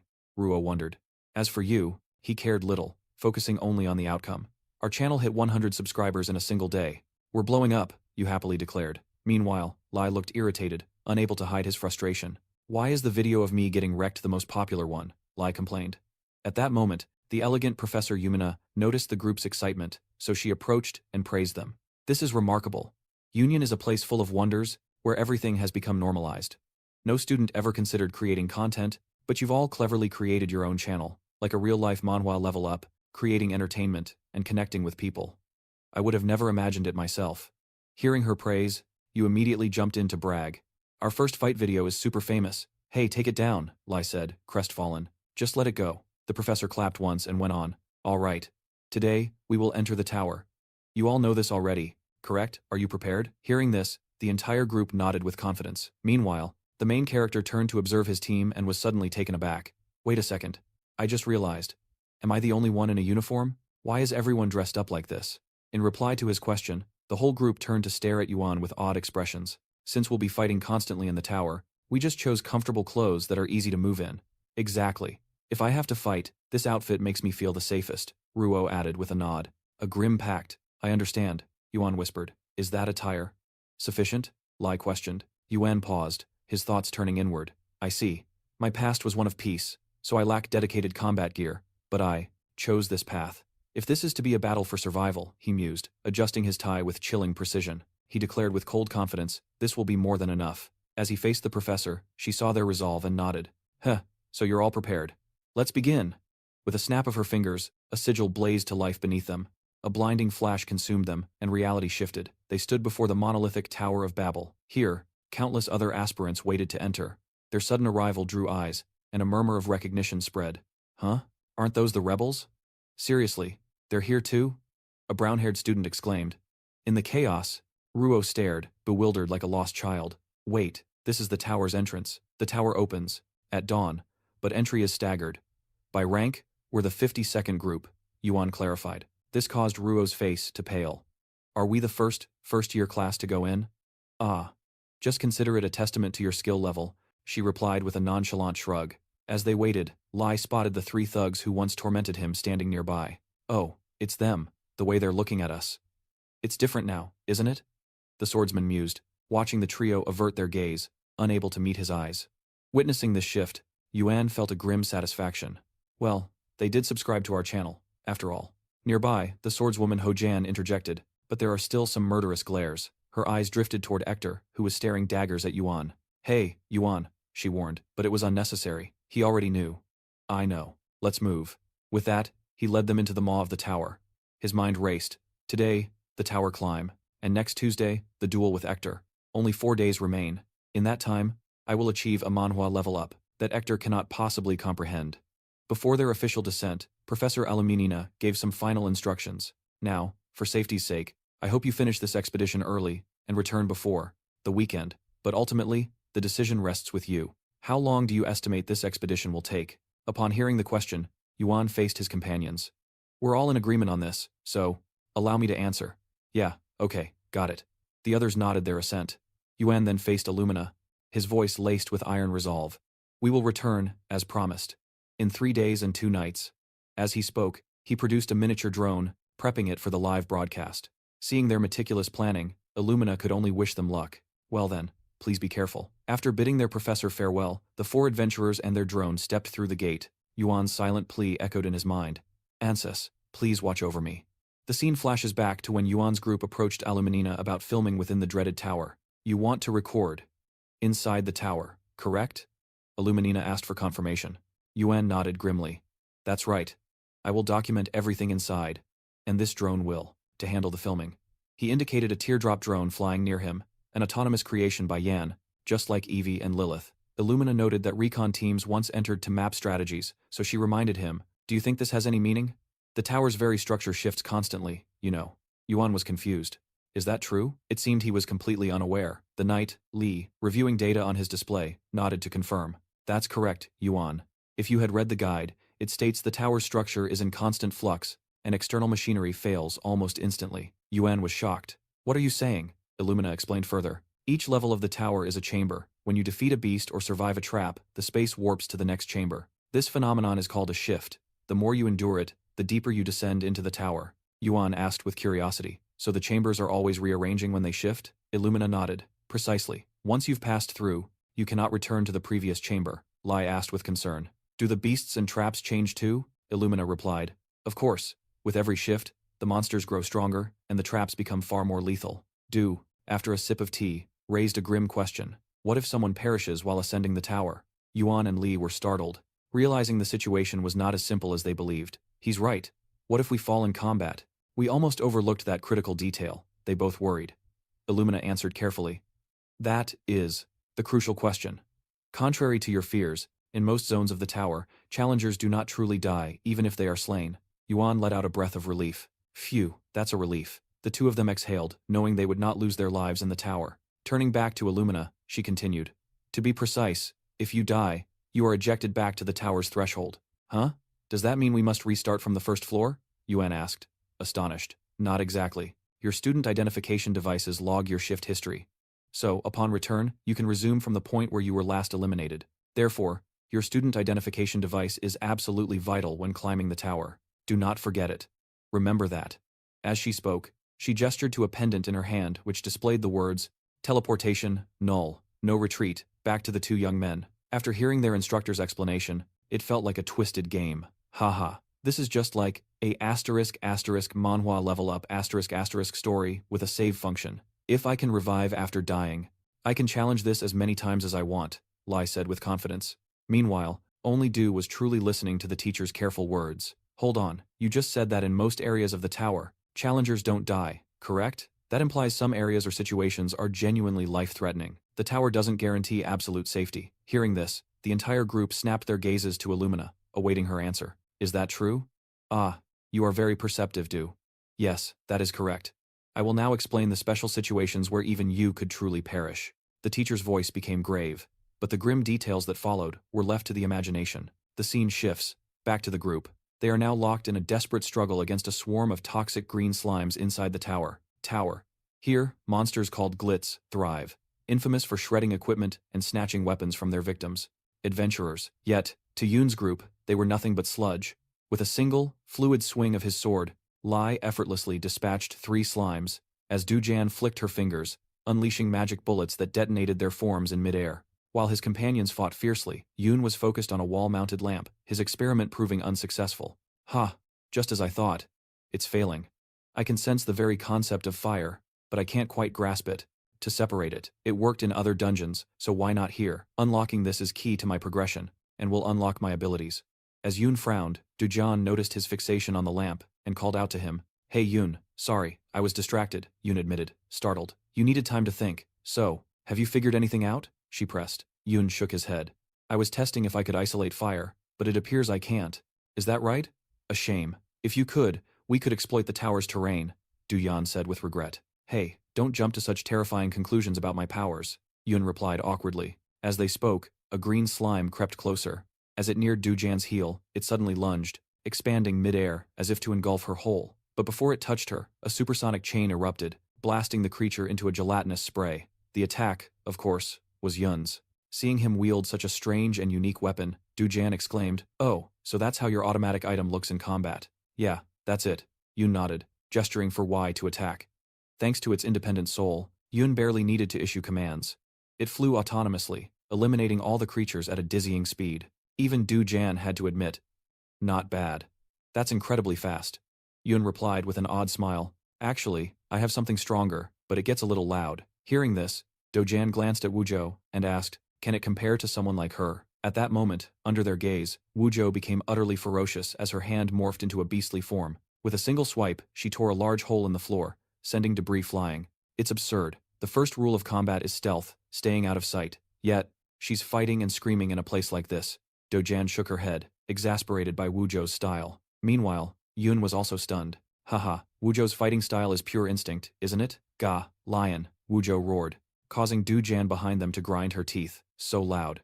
Must she scream with every single swing of her blade? She muttered. Time passed swiftly, and the group finished clearing the corridor. It seems this floor only has these creatures. Monsters of this level are nothing to us, right? Lai stated calmly, but just then, the echoes of Wuzhou's feral cries still hung in the air. A testament to her brutal style that made Dojian grind her teeth, so loud, yet she's fighting and screaming in a place like this. Dojian shook her head, exasperated by Wuzhou's style. It seems this room only has creatures. Monsters of this level are nothing to us, right? Lai said calmly. But just then, Yun began. Using his myriad poison eye to observe, he quickly detected a strange energy pulsing from the stone tablet. Up ahead. Hey Wuzhou, smash that stone tablet. Following his command, Wuzhou let out a loud roar and charged forward, punching the tablet hard, causing the monster to be destroyed before it could even fully form. The punch was so powerful, it made the entire hallway shake. My god. We destroyed a high-level monster before it even appeared, and it dropped an enhanced magic core this easily, Lai said in a daze, having prepared for a major battle, and didn't notice Yu quickly retrieving the magic core that had just dropped. But as soon as she touched the core, her pink hair turned a fiery red, and at that same time, he noticed something appear above her head, the words, Furnace Core. Hey, Yuchu, your hair is getting darker, he pointed out, while also noting the words above her head. Does Furnace Core mean a furnace in the heart? It's a concept of burning emotions as fuel for power, just like a berserker. I see. Will her hair change color entirely? Thinking on it, things are becoming clearer, he thought to himself. As if sensing his confusion, Yuchu anxiously tugged on his sleeve and asked, hey, did I look scary just now? He replied with a forced smile and said, not at all, you were actually very reliable, but what if it gets worse? Yuchu stammered. Dujun interrupted her. I already said it's fine. What are you still worried about?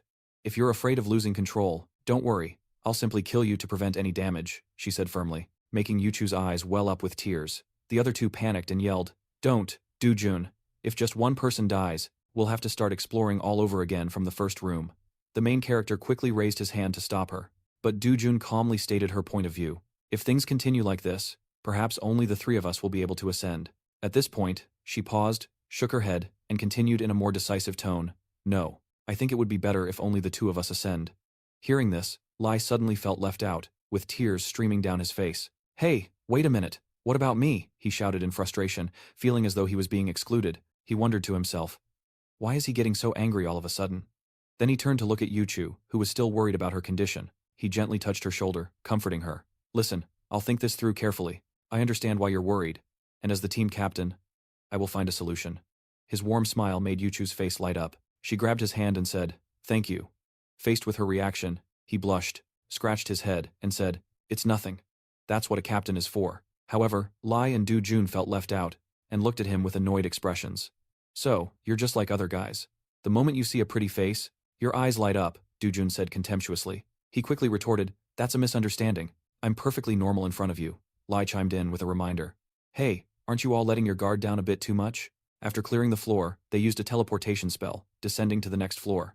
Lai calmly announced, teleportation complete, we're in the second room. He crouched down, picked up a few weeds from the ground, and now, added, besides moss and weeds, I see no difference in this chamber from the last. Meanwhile, Yu was still fixated on the magic core from the first floor, the one from the high-level beast Yuchu gave him. As he focused, the core's stats manifested before him. Life 8, Demonic 11, Melting 12, Acid 5, Resistance 1. Staring at these numbers, Yu was disappointed. What is this? This dungeon is a total waste of time. The concepts in one room are barely on par with a single goblin den. Acid and melting are decomposition attributes for breaking down matter, likely from the chlorite we defeated. I'll absorb the melting concept into my blade. And, as for the acid, of course, that is for you.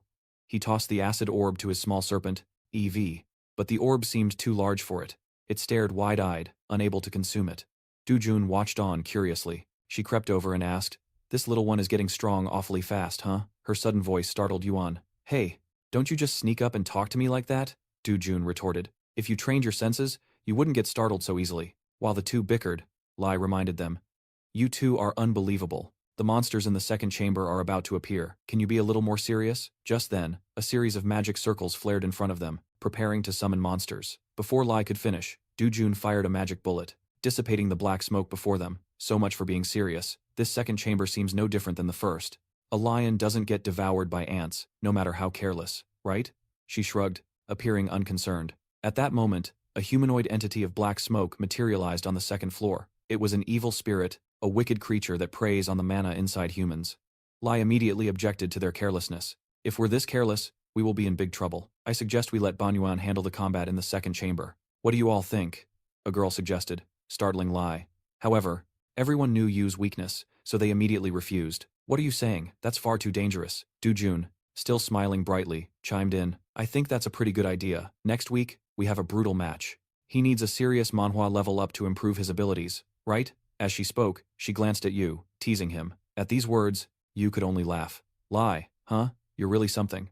Alright, let me try handling this myself. With that, he started warming up, rotating his arms, looking excited for the coming battle. Lai couldn't help but worry, advising, Yuan, it's dangerous. But Yuan was resolute. He was determined to improve himself. It's okay. Just as Dujun said, I need to get stronger, fast. It's a waste for you all to expend your energy here. You two will help me improve the fastest, right? Yeah, if you say so, then I'll trust you. Lai nodded in agreement. Alright, but if anything dangerous happens, I'm jumping in immediately, Lai added. Thanks a lot. Yu smiled and turned to Dujun. Listen, just save your stamina. I trust later you'll help me with all you've got, right? Dujun flashed a confident smile. I can at least promise you won't die from mere overexertion. Hearing her guarantee, Yuan's nerves settled. Alright then, let's do this, he roared. And immediately Yuan transformed, summoning an AK-47 and unleashing a storm of lead on the monstrous horde. They were annihilated before they could take a single step. Lai and Vucho witnessed this, nearly collapsing from the shock. What is that? Is that a unique weapon from your world? The speed of extermination was terrifying. If only our soldiers had this, Lai wished to herself. Dujan also observed in cold, silent assessment. Is that a Qiong? No. It fires iron slugs. It could handle a second-rate assassin, perhaps even breach the first-rate threshold. Very useful indeed, in the martial world. However, an attack method that only follows a straight line is fine for long range, but in a confined space like this, it's a fatal flaw. For instance, if an enemy strikes his blind spot, the moment the thought formed, a lurking evil spirit lunged at Yuan from behind. Lai and Vuo screamed in absolute panic. Yuan, but his reaction was inhumanly fast. He drew a long sword from his inventory and with one clean slash, bisected it. The evil spirit fell in two, its ambush utterly failed. Ha, you scared me. Yuan sighed in relief, as did Li and Vuo. Phew. What was that? Yuan, what's with that sword? Li asked. Yuan replied, this is my longsword with its stats. Magic Blade 12, Slayer 19, Blood Toxin 9, and Melt 12. You didn't know I was this good with a sword? Hearing this, the other two immediately began showering him with praise.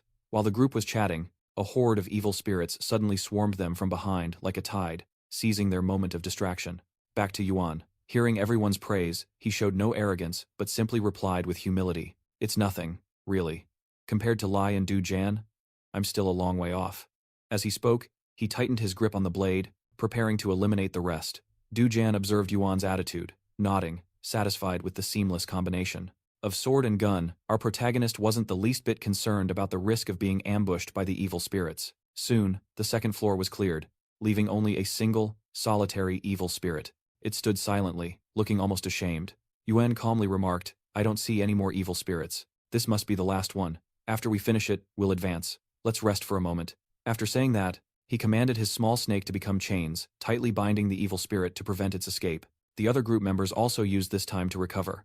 Du Jan then knelt to examine the spirit's remains. She commented. The blade melted and decomposed them. He's using the ability he got from the previous room. Based on what happened and his swordsmanship, it was obvious he had never been on a true battlefield. So, how did he achieve this Manhwa level up so quickly? She wondered. Meanwhile, Lai and Vucho couldn't stop praising Yuan. To devise a way to coordinate teleportation like this, Yuan is truly brilliant. Only experienced students could have conceived of such a method. Haha, really? Yuan scratched his head, shy about such high praise. Even Du Jan didn't hesitate to admit, good job, that final slash was excellent. Huh, really? Well, thanks. You replied with a hint of pride, but she shook her head. You're too focused on pure speed. Still, it's much better than a brute just swinging his sword wildly. As she spoke, she eyed Lai, mocking him. The knight bristled. What?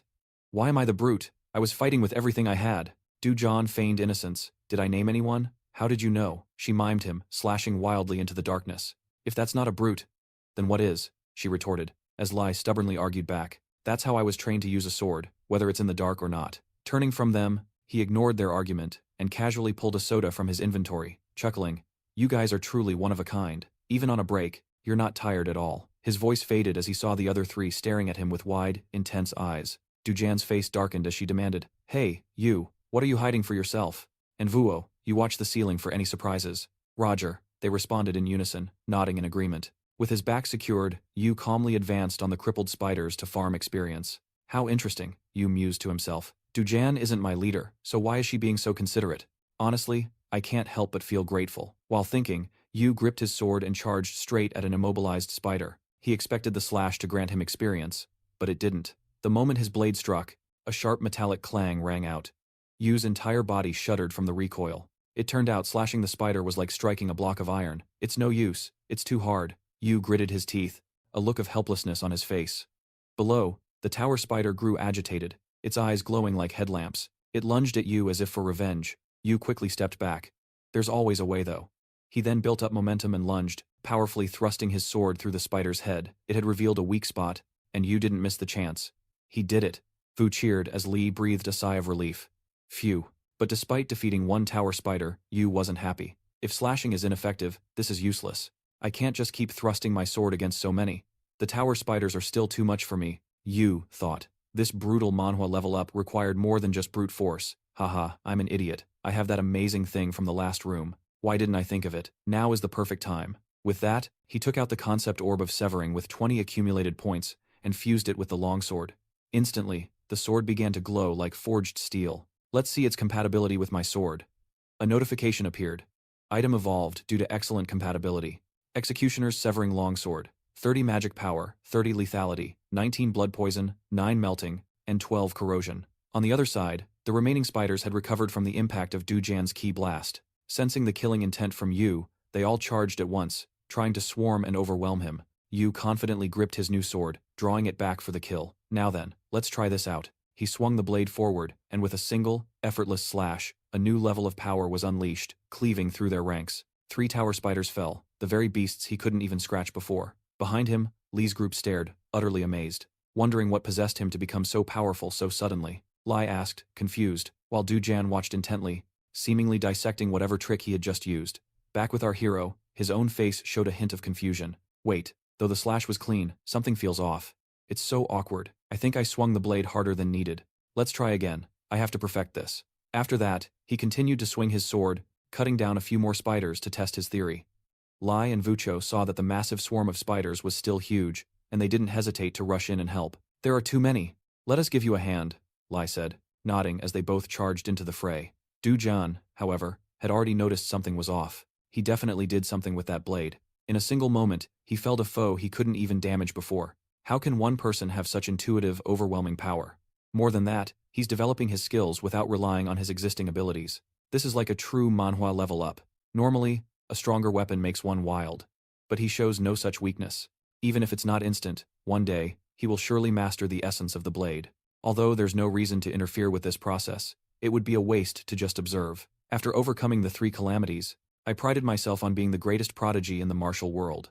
But now, I am witnessing a talent that makes my own past seem utterly insignificant. No, this man must be mine. As she thought this, a dangerous glint flashed in Dujan's eyes. Meanwhile, our protagonist was completely engrossed in the fight, totally unaware he had become the young woman's target. Suddenly, a cold chill shot down his spine, causing him to pause his swing. Hey, what's wrong? Lai asked. Oh, it's nothing. I just felt a sudden chill down my spine. Thought some high-level monster was about to appear, he said. Not noticing Dujan's expression behind him had darkened. He turned to her and said, Dujan, why are you just standing there? Aren't you going to keep firing your blasts? Huh? You're doing just fine. What do you need me for? She replied irritably. He smirked slightly. Is that so? Then I guess I don't need to give you a drink. I'm doing just fine. What? Jan's eyes widened in disbelief. We finally cleared the room, Lai sighed in relief. He then took out 2 cans of soda, teasing the swordswoman. I guess I'll have to share these with Lai and Vucho. You just want to keep the soda for yourself, Dujan yelled, chasing him. Suddenly, Lai received a message. Huh? A message from the outside. Not just Lai, but Dujan and Vucho also got one. A message from the outside. Why now? Did everyone get one? Lai, read the message, his eyes filling with deep worry. The message ordered every single person to leave the tower immediately. What? Why so suddenly? This is a direct order from the headmaster. Does that mean it applies to the entire school? I don't want to go. This wasn't even a warm-up for me. I haven't even had my soda. Unless there's a damn good reason, I won't accept this, Du Jan grumbled, frustrated. Before she could say more, Vuo suddenly screamed, "They're here!" The group spun around, shocked to find that before them, several spatial gates had ripped open, disgorging a countless swarm of tower spiders. Ah, so that's it. This must be the reason they're calling us out, Lai said, a grim memory surfacing.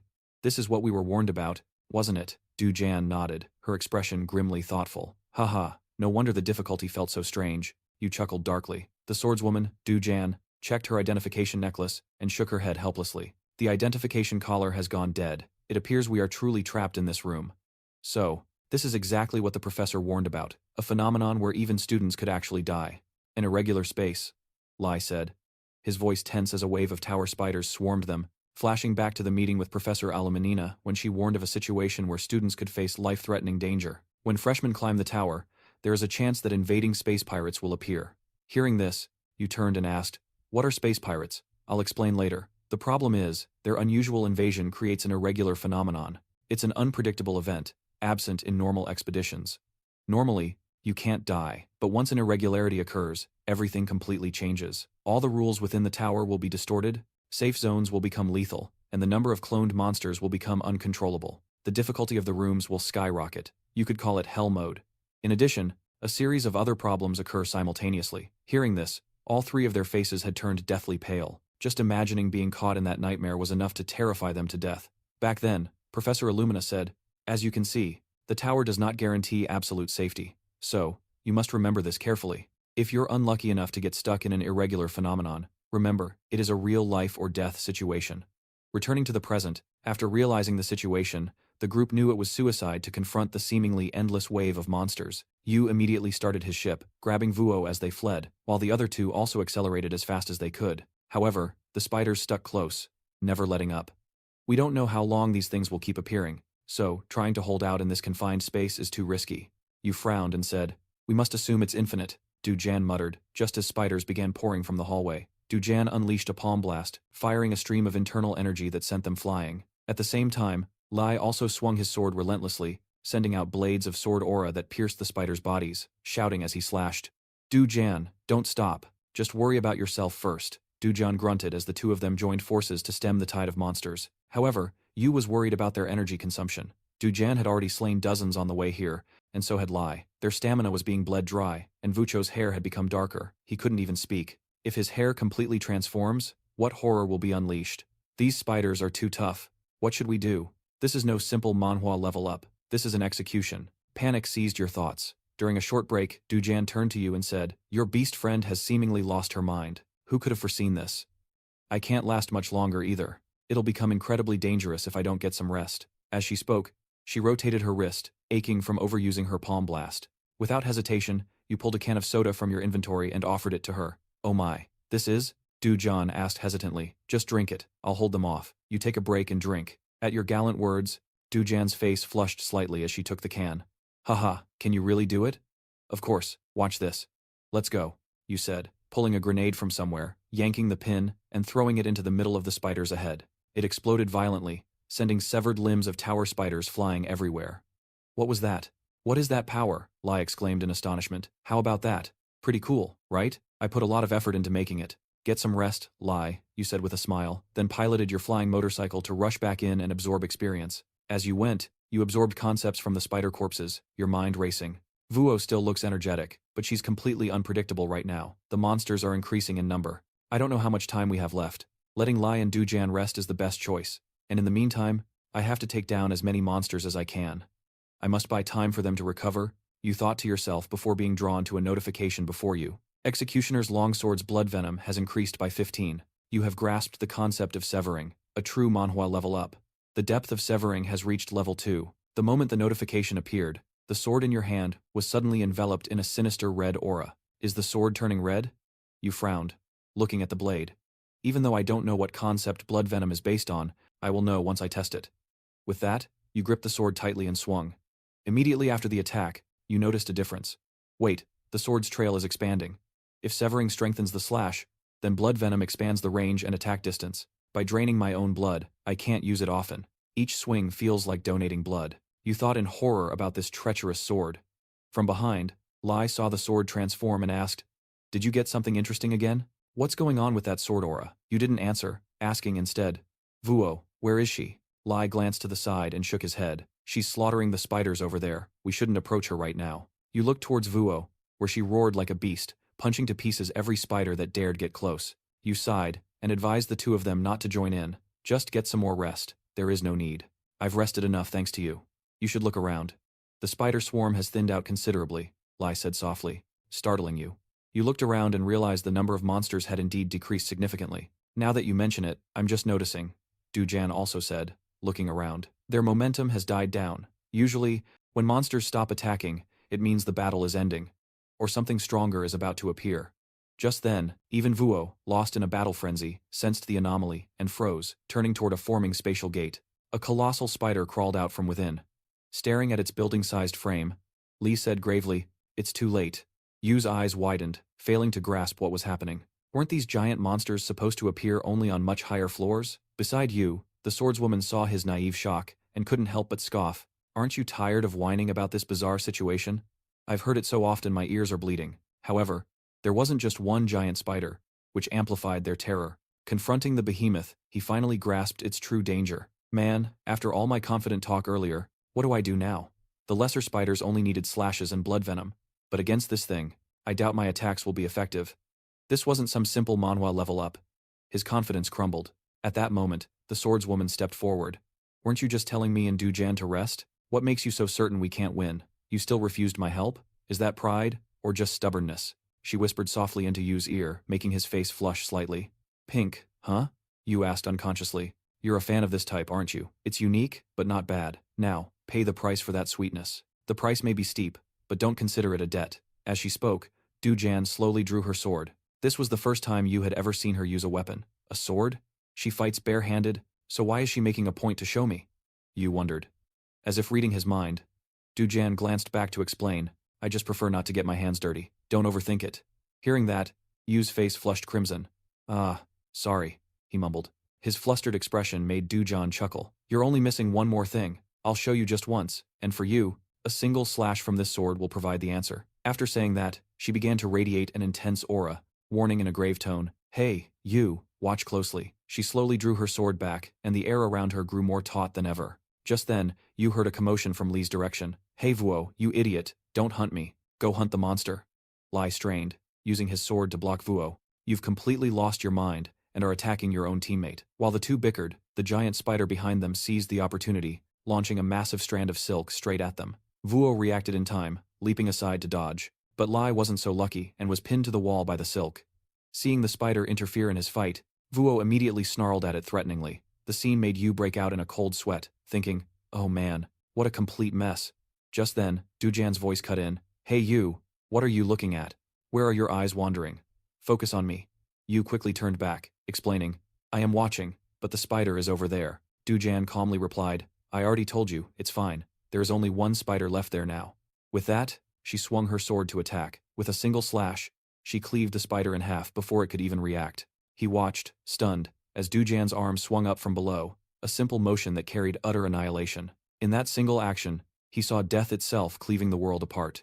After witnessing this ultimate skill, Yuan's mind felt overloaded, making him dizzy. A series of system notifications appeared. High-level skill has been instantly comprehended. Control over authority has been enhanced. The depth of the myriad poison eye, the myriad listening ear, and the myriad tongues God has increased by 5 points.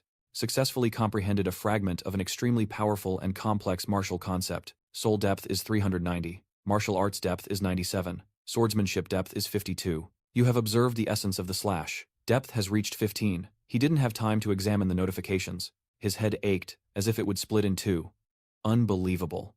Just by observing her art, my stats skyrocketed. That power is like when I shattered Optimus's energy field. It must be an evolved version of the deathly art she's shown before. How can a person channel such an intense will into a blade?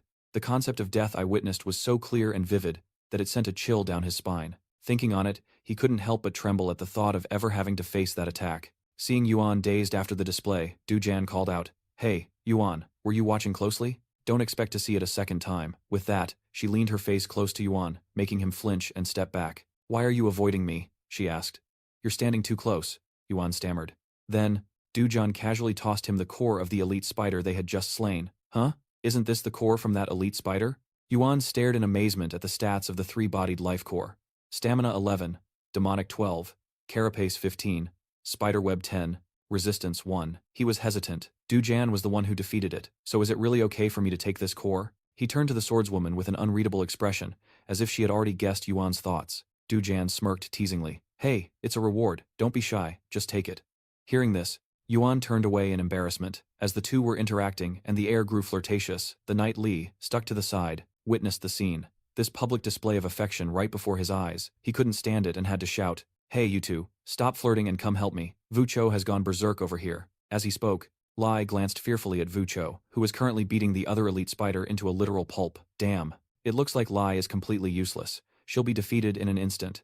There's only one person who can stop her. And who could that be but, Yuan said, turning to look at the strongest member of the team. However, when he saw her standing there with arms crossed, as if this had nothing to do with her, Yuan broke out in a cold sweat. Don't look at me like that. I've already done my part in this battle. She, the swordswoman, replied coldly. But since he couldn't handle Vucho himself, Yuan had to try and persuade her. I know you don't like it, but this is an irregular situation. If one of us dies, who knows what will happen? Just as he finished speaking, suddenly, a leg twitched. The elite spider wasn't defeated. As expected, Dujan sighed. Fine. I'll go. Play with that beast, Dujan said, cracking her knuckles. Yuan was overjoyed. Yes, that's more like it, he exclaimed. However, Dujan set a condition. In return, you have to finish off the thing at your feet. Come on, beast. Don't just stay up there, get down here. She then fired a blast of energy straight at Vuo's face, to get her attention. Let's have some real fun. Provoked, Vuo gnashed her teeth, growling like a wild animal, before charging straight toward Du January. Her powerful landing shattered the ground. But Dujan dodged easily, taunting Vuo to draw her in. Over here, beast, she laughed. And so, Vuo continued, to charge and attack mindlessly. After a missed punch, Dujan swiftly grabbed Vuo's wrist and slammed, her body hard into the ground. Oh dear, not there, I said. Over here, all you know is how to charge. At stronger opponents blindly. Get up, beast. Still full of energy, huh? I'm going to play with you until you have a little sanity left. Go on, run wild, huh? Dujan taunted, making Vuo even more enraged. Seeing this, Yuan got goosebumps. Heavens, she's just playing with her. This is what a true Manhwa level up looks like. While Du January called out to remind Yuan, hey, no time to be slacking off. Asterisk clang. Asterisk. Hearing that, Yuan drew his sword and turned to face the elite spider. I know, but isn't this task a bit too difficult? He stammered. Even though Vuo had wounded the spider, it was still a tough opponent. If you observe my attacks carefully, then you can do it. Dujan gave Yuan a confident look, making him laugh awkwardly. Haha. Based on what? Makes you say that? The spider immediately attacked, slamming one of its legs straight at him. Yuan's body was hit and thrown into the distance. Hey, is Yuan all right? Li asked worriedly. What the hell was that? Yuan suddenly exclaimed in surprise. At that moment, he felt the spider looking down on him. It's barely hanging on, yet it thinks it can deal with me. Fine. Let's see you try, Yuan shouted with determination. Immediately, magic circles appeared around the spider. From them, chains shot out, tightly binding its legs. Is he tying up the spider's legs? Lie, exclaimed in amazement. Meanwhile, Yuan quickly took advantage of its restricted movement, rushing forward to attack. I'll use these to lock it down, then add more damage with blood poison and attack at close range. It's decided. Soon after, Yuan swung his sword fiercely, slashing straight into the spider's face. It immediately roared in pain from the deep wound on its face. Take this, he shouted excitedly. But Lai, trapped on the side, frowned worriedly. What should I do, Yuan? The situation isn't good. In the distance, Dujan, dodging attacks, also mumbled, too shallow. If you want to kill it, you have to cut off its head. What are you doing, Yuan? Back with Yuan. He now also realized that his attack only enraged the spider further without much damage. Was the slash too short? Why? Could it be that blood poison wasn't activated properly? On second thought, it's understandable. I've never used two abilities in a row before. As he realized this, the spider channeled its full power into its legs, causing the chains to explode into fragments. Instantly, its legs crashed down on Yun, triggering a massive explosion. Damn it all! Yun swore internally. Far off, Li cried out in terror while Dujan was frozen in shock. As the dust cleared, Yun's form emerged. By some miracle, he had managed to raise his sword to block the strike, just in time. But even with the block, the raw impact made his entire body feel like it was about to shatter. Asterisk huff. Huff. Asterisk. I barely blocked that. As it struck the blade, I shifted the angle. If I had met it head-on, my sword and arm would have shattered for sure. But how did I even sense that? In that instant, a fleeting second stretched into an eternity. Maybe it's because I witnessed Du's swordplay, Yun thought to himself. At the same moment, his ability rose slightly. In the heat of battle, he had perceived and grasped the concept of flow. The depth of his flow ascended to level 5. Yun used his sword to stand, confirming his theory. So that's what it was. That single sword strike influenced me. Huh. Amazing.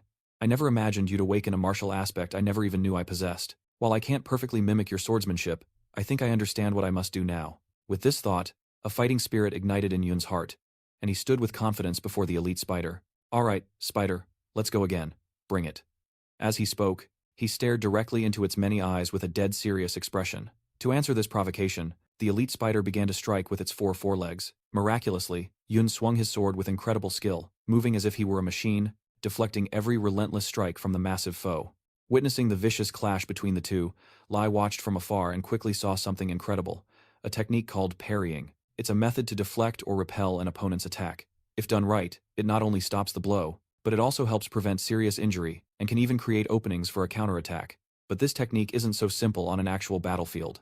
Most die before they can master it, or they adopt a different fighting style. After all, you only get one life to live. That's just how it is. But how could he display that technique so expertly in this situation? Didn't he claim he'd never held a sword before? The more she considered it, the more curious she became about Yun's impossible rate of growth. Back to our hero.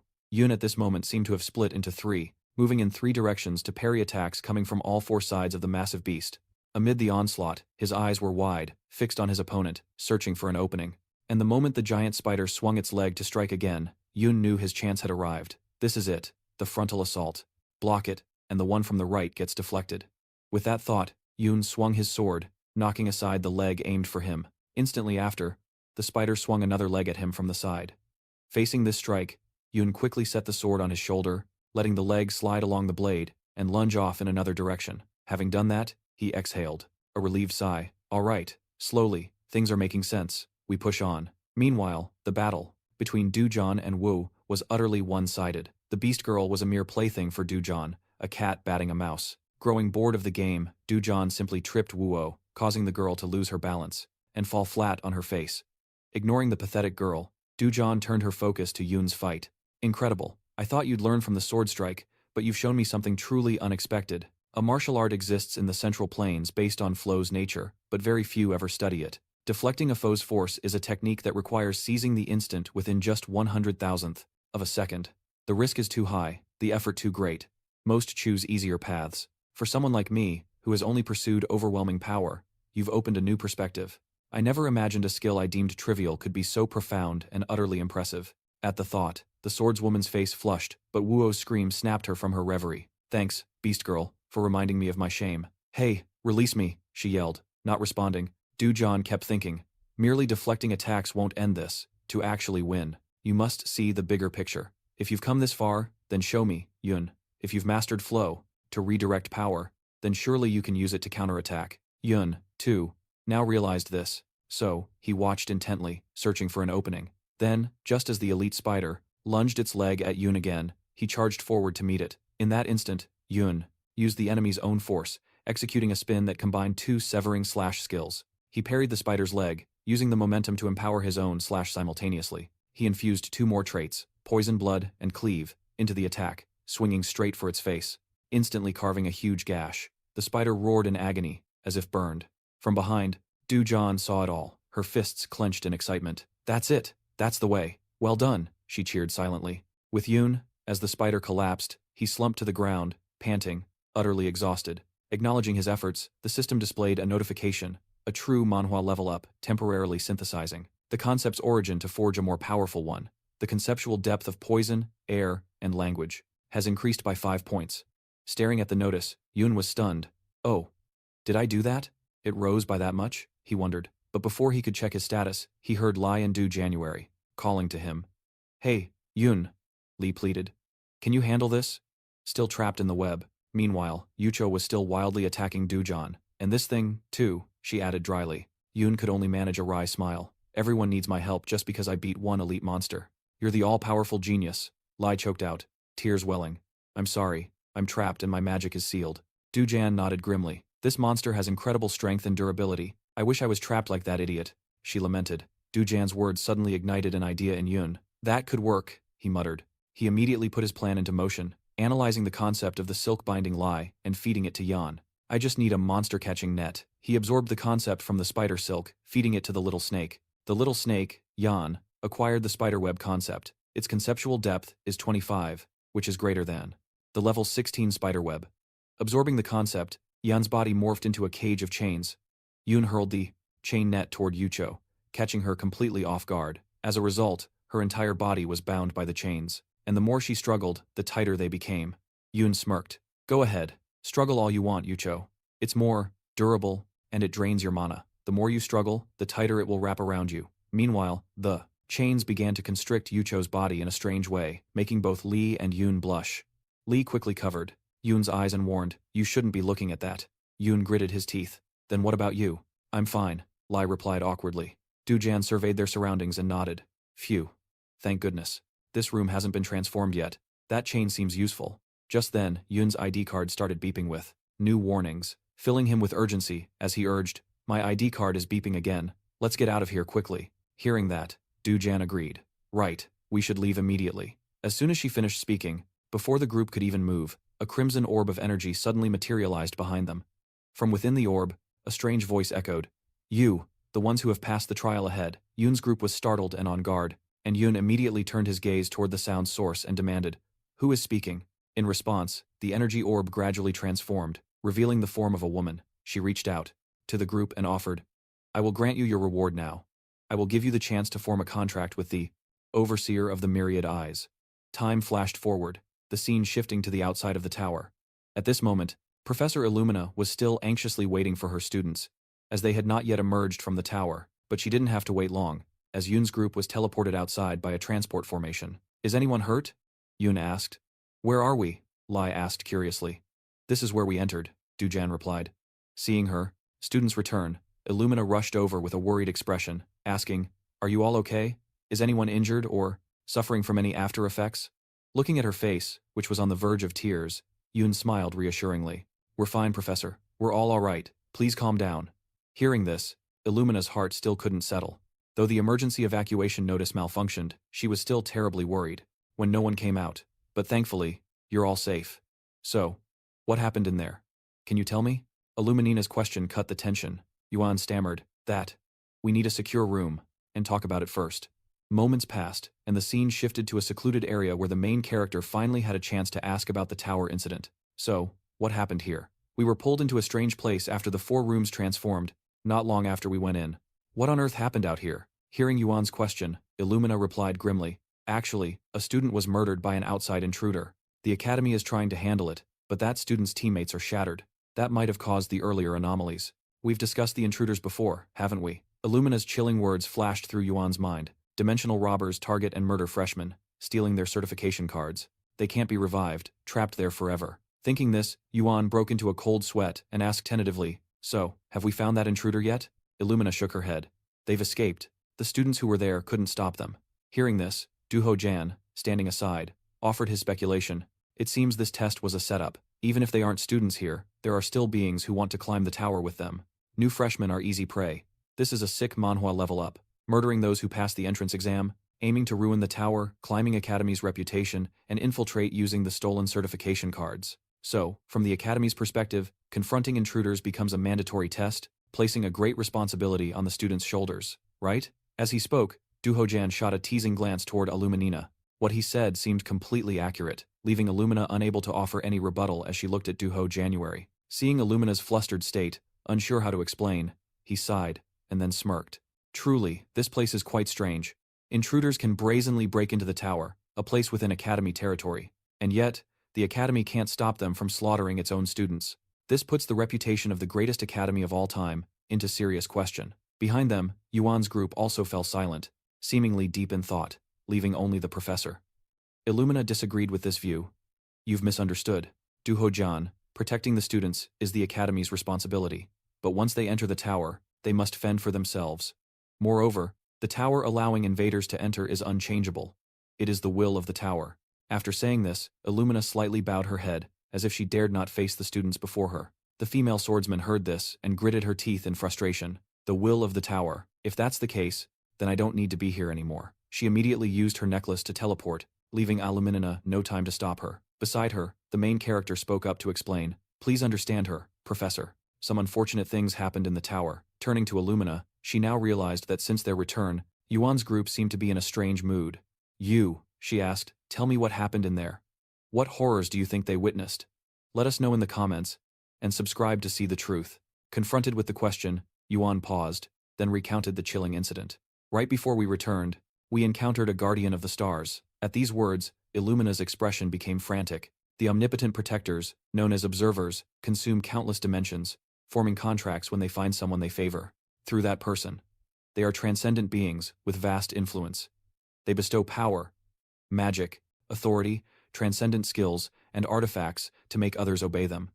But in return, they also demand a great deal. Even so, some still refuse such things. Yet in a world where power is immensely valuable, nothing is more tempting than their gifts. The Guardians of the Stars are indeed incredibly alluring partners. Returning to Illumina, after a moment to compose, she asked with keen interest, "A Guardian of the Stars has appeared in this world?" Yuan nodded in confirmation. "That's right. The Observer of all beings told me so in a very strange tone. That entity promised to grant me power. In exchange, I would have to fulfill its requests." As he spoke, confusion clouded Yuan's face, but Illumina did not seem to notice. Instead, she gazed at him with a radiant expression and congratulated him. "That's wonderful. To be offered a contract with a Star Guardian so soon after entering the tower is an unprecedented event in the Academy's history. Obtaining a pact with a Star Guardian this early proves that your talent has been recognized." She spoke with excitement, not realizing her words cast a deeper shadow over Yuan's face. Meanwhile, Yuan found it difficult to believe he was so highly regarded. "Is that really true?" he asked again, his eyes full of doubt. Professor Illumina nodded repeatedly, her expression serious. "You wouldn't be deceiving me, would you?" he continued to question. Though the praise brought him no happiness, but only deepened his confusion. "Professor, what is the Academy's stance on these contracts and the Guardians of the Stars?" he asked directly. Illumina, though curious, replied at once, "Of course, they maintain a neutral stance, but if a true opportunity arises, they will encourage you to seize it." Yuan nodded, understanding the professor's point. "So, the Academy encourages them to accept this contract," he said to clarify. Illumina explained further, "That's right. Among the dimensions, the tower is what attracts the attention of the Guardians of the Stars. No one is better suited to climb the tower than those with contracts with the stars." Hearing this, an even deeper suspicion grew within him. It was hard to believe a place like the Academy had no defensive measures against such intruders. Even if they seemed friendly, there was too little information about them to be certain. "It's so twisted," he thought to himself before Illumina's question broke his trance. "So, Yuan, what exactly did the Star Watcher demand of you?" Illumina asked, her eyes full of curiosity. Yuan replied, his face gradually hardening. "That entity demanded I take a life, promising to form a pact with two members of the group if one of us took out the other first." Illumina fell silent, her expression filled with dread. Yuan continued, "That was the Star Watcher's ultimatum. It claimed only those who craved power were worthy of its blessing. It wanted us to butcher each other to prove our conviction." He relived the moment the Star Watcher issued that cruel command. "Slit your comrade's throat and offer their life to me. I will make you my favored servant until you reach the tower's apex and claim your desire. My affection will be eternal. Now, begin." Its cold voice echoed, followed by a gesture beckoning them to the slaughter. Yuan found the demand utterly insane, killing friends just for a taste of power. It was madness. Did it think I would actually obey? He thought, casting a wary glance at Du January. If he lost control, no one in their group could possibly stop him. And as expected, Du Jan did not disappoint. He strode forward a few steps, his gaze like ice as he stared down the Star Watcher. "Leave us," he commanded, unleashing a menacing wave of his power. Back in the present, Aluminina was stunned by his recounting. "So that is what transpired? That boy must have expended all his strength, correct?" she inquired. Yuan nodded. "He did. He forced the Star Watcher into a retreat. But to have our lives treated like game pieces, it was truly terrifying." He paused, then asked, "So, does this mean the tower is off limits for the remainder of the week? It feels far too dangerous now." Illumina confirmed, "They will be monitoring the tower until the end of next week, to prevent any further intrusions." Yuan began to recalculate his strategy. His plans for a rapid Manhwa level up were shattered. He had to get stronger to face Erector. The duel with Erector was on Tuesday, but now he couldn't ascend the tower, he thought, the pressure mounting on his shoulders. "This is a catastrophic situation," Yuan thought, feeling a surge of panic. "How can I possibly utilize the time I have left?" As he wrestled with this, a thought struck him, and he turned to his professor. "Professor, I intended to report the tower incident, along with the audio recording we secured. Would that be acceptable, Professor?" Aluminina considered it for a moment before nodding. "That is fine. But if possible, I would prefer to hear your full account over a meal together. However, that seems impossible at the moment. As she spoke, her eyes shifted to Vuo, who sat silently in a corner. Seeing the grim mood, Yuan could only shake his head. Yes, everyone appears to be completely drained. Turning back, Professor Illumina gently addressed her students. I understand, Yuan, Vuo, you all performed admirably. I will ensure nothing like this occurs again, starting next week. I hope you won't form too negative an impression of the academy. For now, please get some well-deserved rest. Hearing this, Lai's expression seemed to brighten slightly. He turned and said, Yes, ma'am. If you'll excuse us, have a good weekend. After his farewell, both Li and Vuo activated their pendants and teleported away. Just as Yuan prepared to do the same, Illumina suddenly called out to him, asking him to wait. Yuan, I have a question, and I will be direct. That entity, the spectator of all beings, not only offered a pact to 2 of the 4 of you, but it also specifically singled out you and Dujan, correct? Her precise deduction startled him, and he nodded grimly. Recalling the instant the spectator of all beings spoke his and Dujan's names, you two, you can certainly reach the summit of the tower together. Indeed, but only if you discard these burdens, the spectator of all beings said, while pointing toward Lai and Wuo with a weary look. Both were stunned, but ignoring their reactions, the spectator of all beings continued. Now then, my beloved children, go and deal with those burdens. I promise that you two will climb the tower side by side, left with only the purest, most condensed potential to defeat everyone. Take the power I possess, it is what this world revolves around. Returning to the present, you return to your room, finding Lai curled in a chair, looking lost in his own world. He's finally back. Isn't he going to wash up or anything? You mumbled before speaking up. That's quite an impression. Even Wu Cho couldn't cheer you up. Are you comfortable sitting like that? It looks incredibly uncomfortable. Lai turned to look at you with a cold gaze. You. Are you mocking how I'm sitting? You quickly explained. Not at all. I didn't mean that. Lai lowered his head, his voice laced with shame. Sorry. I just want to dig a hole and bury myself in it. Feel free to curse me out. That's not what I meant, you replied, flustered. But for some reason, your words made Lai laugh scornfully. Really, I'm not even worth the breath it would take for you to curse me. The more you listened, the more you felt Li's mind wasn't in a good place. Why is he reacting like this? He's usually so arrogant, you wondered. Suddenly, Lai said coldly, Hey, you, I think I actually hate you. You didn't flinch, and replied nonchalantly, Haha, so what? I hate you too. You know, we finally have something in common. That's what you thought to yourself. But I didn't dare say it aloud. I really want to say that, but I have to hold back. I have to endure it because it's cruel to call a fool a fool. You clenched your fists in anger. After a few seconds of composing yourself, you sat down next to Lai and said, Hey Lai, if you have something to say, just say it. No matter what you complain about, I'll listen to all of it. As you spoke, you glanced over, staring at the night before you. Only after hearing these words from you, did Lai gradually open up and begin his story. Me too. In my world, I was considered one of the most outstanding geniuses. It's no exaggeration. My family, my subordinates, everyone admired and praised my talent. They entrusted me with the holy sword. Not out of flattery, but because of the faith everyone placed in me, I forged a pact with the holy sword and came to this academy with everyone's expectations. But what is this? What the hell am I doing?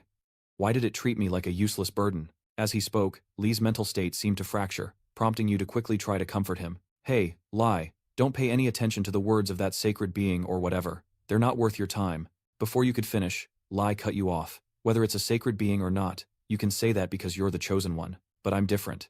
I am just an outsider between the two who were chosen. First of all, they are transcendent, powerful, and knowledgeable divine beings. They know far more than humans. With an offer like that, how could you and Du Jan refuse it so easily? Lai questioned you loudly, causing you to fall silent. Seconds. Then, Yoon's quiet voice cut in. Because that path is utterly meaningless. There are other ways to get strong. Ways that don't require sacrificing people. We didn't come here for that kind of corrupted power, did we? Yoon countered. But his conviction failed to reach Knight K. Lai just recoiled, his head shaking in silent torment. That's easy for a genius like you to say. As for me, if that was the price to be chosen, I would probably falter and sacrifice it all. I don't have the strength you and Du Jan have. I would make that choice. The truth is, I'm resentful, terrified, and I can't forgive myself for even admitting this. Lai's expression became a mask of agony. Time blurred, and how their grim talk ended remained unspoken. Later, Yoon, fresh from a shower, returned to find Lai sprawled on his bed. Sensing Yoon's presence, Lai spoke. Yoon, I'm sorry for my pathetic display earlier. It's not on you. I'm the one who dragged up that darkness. I am truly sorry, Lai murmured with a remorseful voice. At this, Yoon gave a faint smile, dismissing it. We're comrades. I'm always here to listen, anytime. I'm heading out for a moment. The hot chocolate is yours if you want it. Sometimes, something sweet can chase away the bitterness. With that, Yoon set a cup of hot chocolate on the table. Lai replied softly, "Thank you." Back to Yoon. After closing the door and walking into the hall, he thought to himself, "He's changed so much since we met. I need to choose my words more carefully." At that moment, Du-jan appeared down the hall and spotted Yoon. She jogged over cheerfully. "Oh, you're back. Saves me the trouble of going inside." Perfect timing. Her voice made Yoon jump. "What are you doing here?" "This is the men's dormitory." His eyes widened. Seeing this, Du-jan quickly pressed a finger to her lips. "Shh, it's only a crime if you get caught. Don't you know that?" With that, she gave a wicked grin and pulled Yoon's shirt, dragging him off before he could protest. The scene shifts to a wooden bench outside. Yoon asked, "So, you came all this way because the cafe was crowded?" Ignoring his question entirely, Du-jan pivoted the conversation to Lee's condition. "I got curious.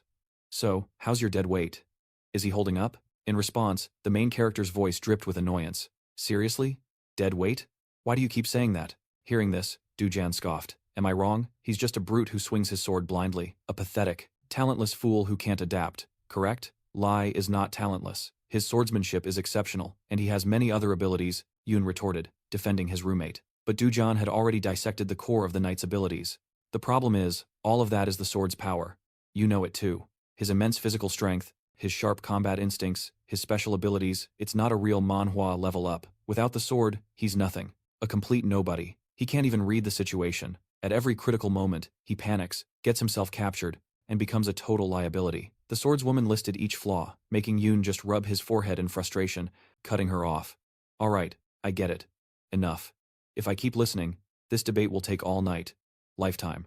Hearing this, Du-jan paused, her voice turning gravely serious. "That's how critical this is. If he loses his nerve and spirit, it's over.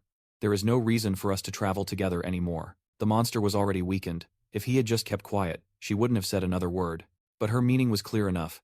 Still, he wondered if Du-jan was criticizing him or worried about him. With that in mind, he turned to ask her, "So, what about you? You acted strangely when you met the god, and you were on edge with the professor too. Are you all right?" His voice, full of concern, made the swordswoman's face flush as she grew flustered. "Are you worried about me? Why not just use your ability to check?" Du-jan stammered. Yu sighed. "I don't need my ability. It's already written all over your face. I just wanted to ask if you're okay." After saying that, he pulled a cup of hot chocolate from his inventory and handed it to her. Du-jan accepted the cup, a flicker of pleasure in her eyes. "Right, he's comforting me, isn't he?" She took a sip and nodded with approval. It's sweeter than I thought. Hot chocolate is meant to be sweet," Yu replied nonchalantly. Du-jan's mood seemed to lift and she began to open up. "Thanks for worrying, but it's not that serious. I was just irritated at the time." Yu asked curiously, "What had you so irritated?" "Well, I'm not entirely sure myself. Do you think that I, the observer, with 10,000 eyes, and that thing think alike? Is that what you believe?" His brow furrowed at her words. "What?" Du-jan continued to explain. "Essentially, it's the same thing. If those two can't be of any help, I was thinking of eliminating them." The more Yu listened, the more he felt something was wrong with her logic, and he pressed her. "What nonsense are you talking about?"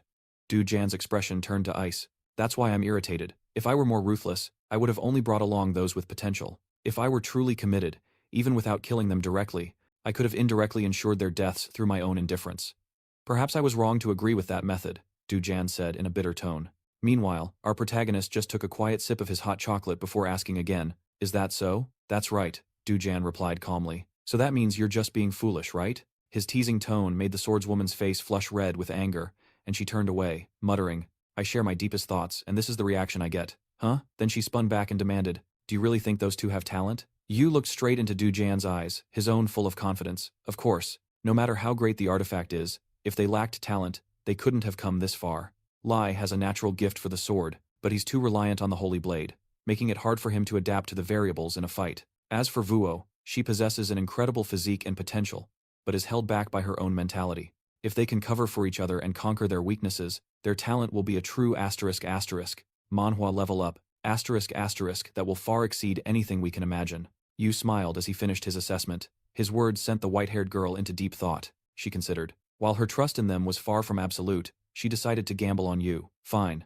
I'll believe you. If they train relentlessly, the results will prove everything."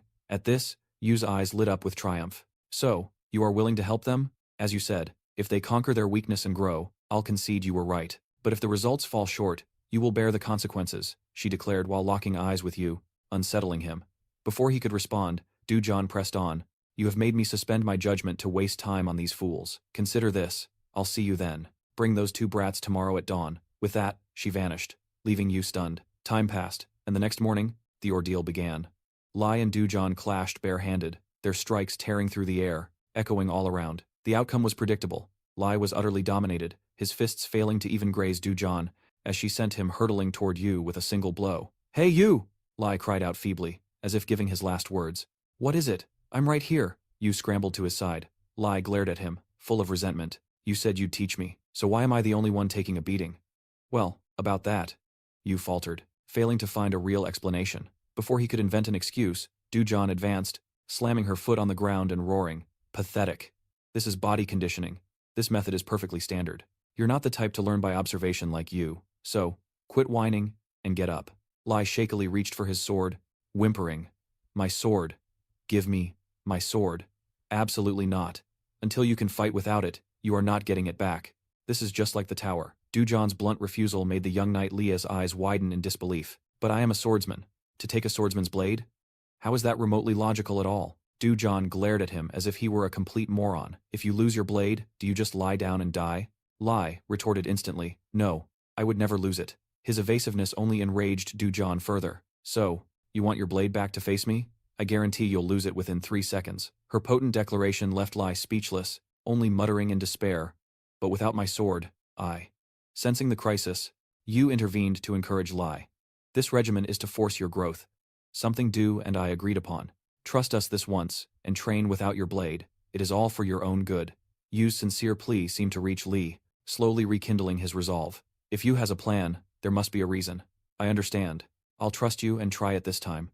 "All right, let's go again," Lai declared with renewed vigor. But before he could finish, Dujan surged forward, unleashing a spinning heel kick that sent Lai flying like a ragdoll. "You left another opening. What are you doing? Your stance is a wreck. Why aren't you blocking? Don't just rely on sight to attack. Feel it with every sense. If you understand, then focus. Are your combat instincts really this pathetic without your holy sword? This isn't some easy Manhwa level up," Dujan roared, unleashing a relentless, blindingly fast barrage that Lai could only throw up his arms in defense. From the sidelines, Yuan watched intently, realizing the problem. Everything Dujan said was brutally true. At this moment, Li's stats were visibly deteriorating. Ordinarily, he's a monster who can handle an erector with ease, but for some reason, he's fighting without his sword. He has the potential for explosive growth. If the sword's absence is causing this, his condition is far worse than I imagined. At this, Yuan's brow furrowed. Meanwhile, Dujan pressed her verbal assault. "You're getting weaker. Is the holy sword your true self? Are you nothing but the sword?" "I'm not," Lai roared. "What's that supposed to mean? Are you utterly useless without a blade?" Dujan taunted. "That's not true," Lai snarled through gritted teeth. "If you truly believe that, then stop grasping for a sword you don't have and face me," Dujan commanded, her eyes wide with intensity. Her words ignited something within Lai, as his entire form erupted in a blinding light. Instantly, Lai bellowed and threw a punch with blinding speed, forcing Dujan to flinch and jerk her head aside to evade. The blow was so powerful, it unleashed a shockwave that blasted everything behind him away. But the real shock was Li's appearance. It had utterly transformed, with long, flowing hair and a new, feminine physique, complete with a well-endowed chest. This new form left both Yuan and Vucho stunned. Dujan stared at Li, deep in thought, and was about to speak when Li's body convulsed, transforming again as rays of light enveloped her. They were violently absorbed into a cross-shaped mark on her chest, and this sudden event sent a searing pain through Li, who collapsed to the ground. Seeing this, Yuan rushed over to check the situation. However, Dujan's hand shot out, stopping him. "Calm down, he's fine. But this isn't something easily resolved," she said, her eyes narrowing with grim seriousness. Moments later, Lai slowly reverted to his normal state. January, you were right. I can't go on like this anymore." Dujan then suggested coldly, "In that case, we'll have a rematch. First, I apologize for misjudging you." Lai scratched his head, embarrassed, and replied, "No, don't apologize. You're the one who helped me." His voice held a hint of cheer, but that relief lasted less than 3 seconds before Dujan continued. "I thought you were just a clueless fool, but you're a fool carrying a bomb on his back. I just hope that bomb doesn't detonate inside the tower." After speaking, she let out a weary sigh. Lai could only shout, "I really can't stand you." Meanwhile, Vucho watched the exchange between Li and January, and with a spark of excitement in her eyes, she suggested to Yuan, "Hey, Yuan, we should do that too." As she spoke, inspired by Li and Dujan's dynamic, she excitedly repeated, "Yuan, we should totally do that too." Yuan noticed something strange. What was that just now? Holy and demonic energy. How can two opposing forces coexist in one body? That must be the cause of his outburst. Does Lai even know? I'll have to tell him about this after we get back to the dorms, Yuan thought, then turned to Vucho. Ah, sorry, Vucho. You were saying, you've been calling me, haven't you? I was lost in thought, Vo replied awkwardly. It's fine. More importantly, could we maybe spar too? You recalled her crazed state, and couldn't help but hesitate. Is that a good idea? Vo quickly explained. I know it's not, but you can restrain me, so I want to control my power. I want to be useful, too. The pleading in her voice made it impossible for you to refuse. All right, he nodded, walking to the weapon rack. As he moved, he thought, Vo is unusually proactive today. Could yesterday's shock have triggered this? He then tossed Vo a wooden sword and began to explain, You're being exceptionally proactive. Is it because yesterday's event was so shocking? He tossed Vo one wooden sword and began, I think we should set our own pace. No need to be as loud as them. Let's increase the intensity slowly. Okay. Vo nodded. I understand. You raised his sword. All right. Shall we begin? Vo replied. Yes. I'll do my best. Just then, you had a sudden realization. Wait a minute. Thinking on it, isn't this my dream school life? The youth I pictured wasn't chaotic battles, but a boy and girl encouraging each other, honing their skills together. This is it. Haha. I'm so lucky. Thanks to Vo, my dream has come true, he thought happily, so much that the tip of his nose turned slightly red. Vo asked worriedly, So, shall I start? You replied softly. All right, bring it on. Immediately after, the pink-haired girl's demeanor completely changed, shifting into a frenzied state that terrified him. After just 5 short minutes, he had to hastily command Why, the little snake, to form a chain and restrain Vo. Why? Hold on tight.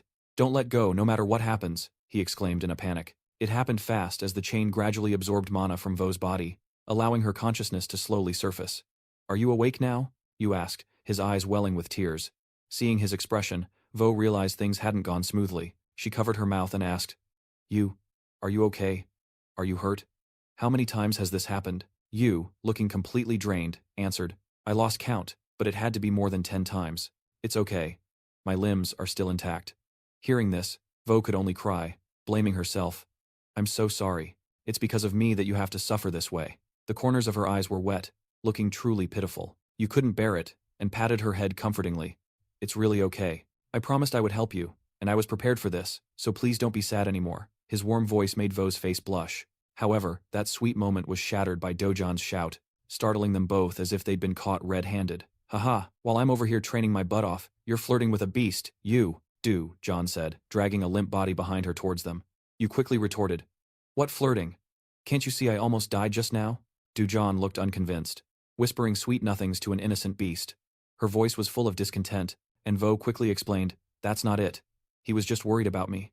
Dujan glanced at Vo with a suspicious glare. Is that so? Does the beast harbor some ulterior motive? Her words made Vucho flush with embarrassment. Dako's teasing ceased, her tone turning serious. Distraction in training is an insult to your opponent, beast. You must purge those thoughts. Meanwhile, Yun sat in silence, his mind consumed by Vuo. She used to be so positive, but now she was withdrawn. It was like her personal Manhwa level up had stalled, too soft on Dujan, but wasn't she trying her best? Yun resolved to act, to lift the pink-haired girl's spirits. He spoke up, All right, I petitioned the professors about taking one of you with me when I leave the floating island. I just received approval, Dujan flipped, her hair, fantasizing. Excellent. It's so suffocating here anyway. Yun ignored her, his gaze locked on Vuo. So Vucho, from now on, let's go out. Let's have a date, okay? His words stunned the other two. Time passed, and as planned, Yun and Vuo were on their date in a clothing store. Dujan's questioning voice cut through the communication screen. No, I already told you before I left, Yun explained wearily. We are not staying overnight. We're just going out for a short time. I will be back before nightfall. Hearing that, John seemed to relax slightly, and replied, Very well. Have you been in another world so long that you truly think it's normal for a man and woman to venture out so carelessly at night? In another corner, Lai couldn't contain it. His tears, his voice, choked. Hey, Yun, is that it? If you go out with someone besides me, your roommate. Before Lai could finish, Yun cut him off sharply. Are you my mother or something? Just then, Vuo emerged from the fitting room, her face blushing with embarrassment. Sorry, I tried on the outfit you suggested. Does it look okay? It feels a little revealing. Despite her embarrassment, the outfit accentuated her beauty so profoundly that Yun couldn't help but cover his mouth, then offer a thumbs up and praise. It's really beautiful. On the other end of the line, Lai and John were practically losing their minds watching. Lai screamed, Just you wait until you get back. I want to go out too. Ignoring the outburst, Yoon and Vuo began their stroll. It was Vuo's first time, off campus, and she was visibly thrilled. Wow, this is incredible. I never knew such a vast city was right outside. The academy, she said, looking all around, filled with curiosity.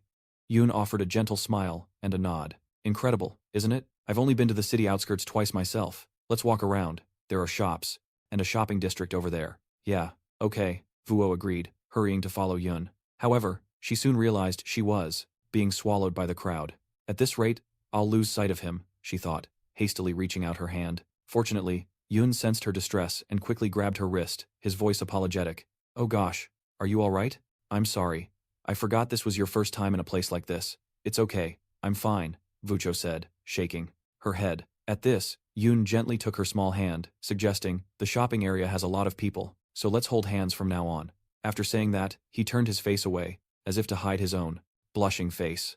Vucho also nodded softly. Okay. The two spent the entire day happily exploring the city. From trying street food, visiting a teddy bear shop, and strolling through a park, all of which lifted Wuo's mood than ever before. As night fell, they settled at a street stall. Yoon asked with a hint of concern, Are you certain about this dish? The ingredients here are all monster flesh. A valid worry, but his concern was entirely needless, for Wuo was devouring it with a primal relish. This is exactly why I love it. It's incredible, she said, with a look of pure satisfaction, forcing him to nod. Wow, it's tastier than I expected. Wuo kept enjoying her meal, humming a contented tune. I can't believe I'm eating meat this good after reaching the city. It's all thanks to you, Yoon. But just as quickly, the light in her eyes died, a shift Yoon caught instantly. What's wrong? Don't you like it? Wuo answered sadly. No, it's not that. I just realized I was getting too carried away. This is the first time you've brought me to the city in so long. You even gave me fine clothes and treated me to a delicious meal, but I've done nothing for you. Is it right for me to be enjoying myself this much? I don't even know if any of this is actually helping me control my abilities. As she spoke, her voice frayed with rising bewilderment. Hearing this, Yoon grew still for a moment. He then slowly raised his hand, drawing a concept into his palm. Take a look at this. The turmoil you're feeling right now is manifesting in my hand. Wuo stared, her eyes clouded with confusion, then shook her head. I don't see anything. Yeah, let's just say it is there, he replied awkwardly, then continued. Until recently, my ability could only display anger, but it's different now. It's my own kind of Manhwa level up. In the short time we've been together, I've been able to recognize these emotions. If we grow closer, I am certain we can find a way to solve your problem. Wu lowered her head, her face shadowed with sorrow, and quietly mumbled, My problem. You already know about it, right? Yes, but now all your worries are gone, Yoon said as he crushed the orb representing sadness in his palm, then declared, I promise you, I will solve every single problem. So, for today, just live without the weight. His firm words seemed to quell the storm in Wuo's mind. She replied softly, Okay, thinking to herself. It's amazing. What you said is like magic. Turning back to him, he scratched his head in embarrassment, as if realizing he had been too confident. Maybe I went a little overboard. Next time we hang out, I won't call it a date. Wuo quickly interrupted. No, it wasn't overboard at all. In fact, I want to get closer to you. I need to understand you more. Just like Do January, she might seem terrifying to everyone, but she is utterly devoted to you. He shook his head in denial. She isn't devoted to me. She just wants to wield me like a sharp blade or a weapon. Wuo burst out laughing. You, do you truly believe that? He looked bewildered. What's so funny? Wuo replied gently. No, I just feel more at ease. I saw you as an all-powerful mage, but maybe I was very wrong. So, I feel like I can try even harder. Come on, if you're finished, let's go. You've bought me so many gifts and clothes, so to thank you, I'll pick out a killer street outfit for you. He smiled and nodded. All right, don't worry about the money. The bonds they forge in this broken world are just beginning to take shape. To see how their story progresses, consider subscribing and share your theories on what comes next in the comments below. Let's just enjoy this, Wo managed to smile. An outing with someone this capable feels like a rare luxury, but elsewhere, in the Academy's sanctum, a meeting had turned venomous. The small automaton on Professor Illuminina's shoulder twitched anxiously. I am fine, she silently commanded it. This is merely awkward. It will pass. Yet a furious shout shattered the pretense. How did tower intelligence leak so completely? Who sanctioned a ranking like the tower climbing leaderboard? The sheer audacity, a professor raged. The data is spreading too fast. It's impossible to contain now. Correct, because there is no internal strife to exploit, another countered, before a third slammed his fist on the table, his voice seething with indignation. Our mistake was letting those from the lower world ever act with such impunity. Through the boiling tension, a sharp voice cut like a blade. That is enough. Professor Illuminina. Regardless of your sentiments, your students' autonomous actions have crossed a sacred line. This is a flagrant violation of Academy law, is it not? Are you prepared for the consequences of his recklessness? The purple-haired professor glared, his words dripping with accusation. Rewind slightly, to before this tribunal began, where Illumina reviewed the footage from Yu's team. Her world tilted. My God. He actually recorded the entire process, and every moment inside the tower. He'd only said he would climb and film his journey. I saw no reason to object, but I never conceived of this level of success. It was known that electronic devices and artifacts were useless inside, certain to be overloaded by the raw energy flowing from the tower. That law was absolute. Yet he achieved a true Manhwa level up, returning with impossible results. He likely has no clue of his true accomplishment. He didn't just return with video, he created a tool that could operate within that hostile domain. It defied all logic, and his ambition didn't stop there. Illumina recalled her conversation with Yu when he first presented his plan. What? You intend to post that footage to your channel? Illuminina had asked, stunned, as Yu replied frankly. Yes. I believe it will garner significant attention. Our group is rebel. This will help reshape our image with the other students. Illumina had not forbidden it. Meanwhile, Yu sat, quietly contemplating Vuo. Once so vibrant, she had grown timid, and she was far too soft with Dujo. But on second thought, it wasn't a blind infatuation. Yu resolved to do something to restore the pink-haired girl's spirit, and so he spoke. All right. I've petitioned the professors to allow me to bring one of you with me off the floating island. My request was just approved. Dujo preened, smoothing her hair smugly. Excellent. It is so suffocating here. Yu paid her no mind, his gaze fixed on Vuo. So, Vuo, let's go out, starting now. How about a date? His words hung in the air, shocking the other two into silence. As planned, while a storm gathered at the academy, Yu and Vuo were on their date, a fragile piece shattered by Dokojo's voice. No, I told you before leaving. Yu sighed into the comms. It is not an overnight trip. But with enemies circling, one must wonder how long such moments can last. Stay, we're just heading out. I'll be back before nightfall. Hearing this, Dujo seemed to relax slightly, and replied, Fine. You've been in another world so long you think a man and woman can just wander out so recklessly at night? In another corner, Lai couldn't suppress her tears, her voice cracking, with emotion. Hey, you. Is that it? You're going out with someone else? Your own roommate? Before Lai could finish, Yu cut her off sharply. Are you my mother, to be this concerned? Just then, Vuo emerged from the fitting room, her face flushed. Sorry, I tried the outfit you picked. Does it look all right? It feels like I'm showing too much. Though she was embarrassed, the outfit amplified her beauty so intensely that you could only cover your mouth, giving a silent thumbs up of approval. It's perfect. On the other end of the line, Lai and Dujo were practically losing their minds. Lai screamed, You just wait until you get back. I want to go out too. Ignoring that, Yu and Vuo began to walk together. This was Vuo's first time beyond the school's walls, and she was utterly captivated. Wow, this is incredible. I never imagined a city this massive existed outside the academy, she said, her eyes wide with wonder. Yu offered a faint smile, and nodded. It's a real Manhwa level up, right? Though I've only seen the outskirts twice. Let's walk around a while. There are shops and a market district over there. Yeah, okay. Vuo agreed, hurrying to follow Yu. However, she quickly found herself being swallowed by the dense crowd. I'm going to lose him, she thought, and she desperately reached her hand forward. Luckily, Yu sensed the problem and quickly seized her wrist, your voice apologetic. Whoa. Are you okay? Sorry. I forgot this is your first time in a place like this. It's okay. I'm fine. Vuo shook her head. Seeing this, Yu gently took her small hand and suggested, There are a lot of people in the shopping district, so let's just hold hands. After saying that, Yu turned away slightly, as if to hide your own blush. Vuo also nodded softly. Okay. The two of them spent the entire day lost in the city, from sampling street food to visiting a toy shop and walking through the park. All of it made Vuo feel more alive than ever before. As the day ended, they stopped at an outdoor stall. Yu asked, concerned, Are you sure about this dish? The ingredients at this place are all sourced from monster meat. It appears so, but your worry was misplaced, because Vuo was devouring it. That's what I love about it. This is absolutely amazing, she said with a look of pure bliss, making Yu nod in agreement. Wow, it's better than I expected. Vuo continued eating, even humming a cheerful tune. I can't believe I'm eating meat like this. It's only because of you that I could experience the city. But her mood suddenly plummeted, which Yu instantly noticed. What's wrong? You don't like it? Vuo replied grimly. No, it's not that. I just realized I was getting carried away. This is the first time you've brought me out. You even gave me beautiful clothes and bought me this incredible meal, but I've done nothing for you in return. I wonder if this is even okay, for me to enjoy myself this much, not knowing if what I'm doing is actually helping me control my ability. The more she spoke, the more her voice broke with despair. Hearing this, Yu paused for a moment, then he slowly raised his hand, gathering a concept into his palm. and said, "Can you look here for a second? The emotion you're feeling right now is visible in my hand." Wu Cho stared, her eyes clouded with confusion, then shook her head. "I don't see anything." Let's just say it's there," Yu replied awkwardly and continued to explain.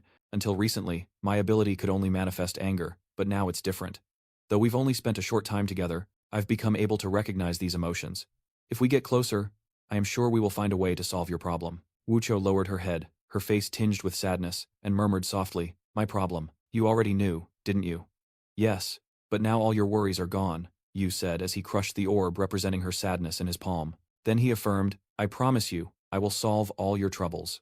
So, just enjoy today without any worries at all." Yu's firm words seemed to soothe Wu Cho's mood. She replied softly, "Okay," and thought to herself, "That's amazing. What Yu says is like magic."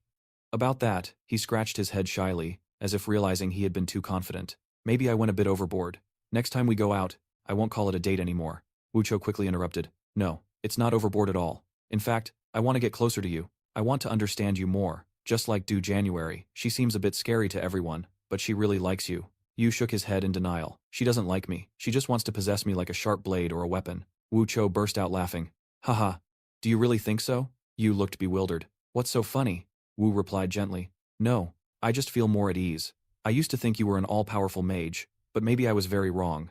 So, I feel like I can try harder. Come on, if you're done eating, let's go, so I can thank you for all these gifts and clothes." At this point, he turned to Professor Illumina and asked, "Tell me, Professor Illumina, shouldn't you share some more information from the footage so the other professors can understand better?" Immediately, all eyes in the room turned to the female professor, filled with curiosity. "Is there something else, Professor Illumina? Is there more info? Undisclosed information?"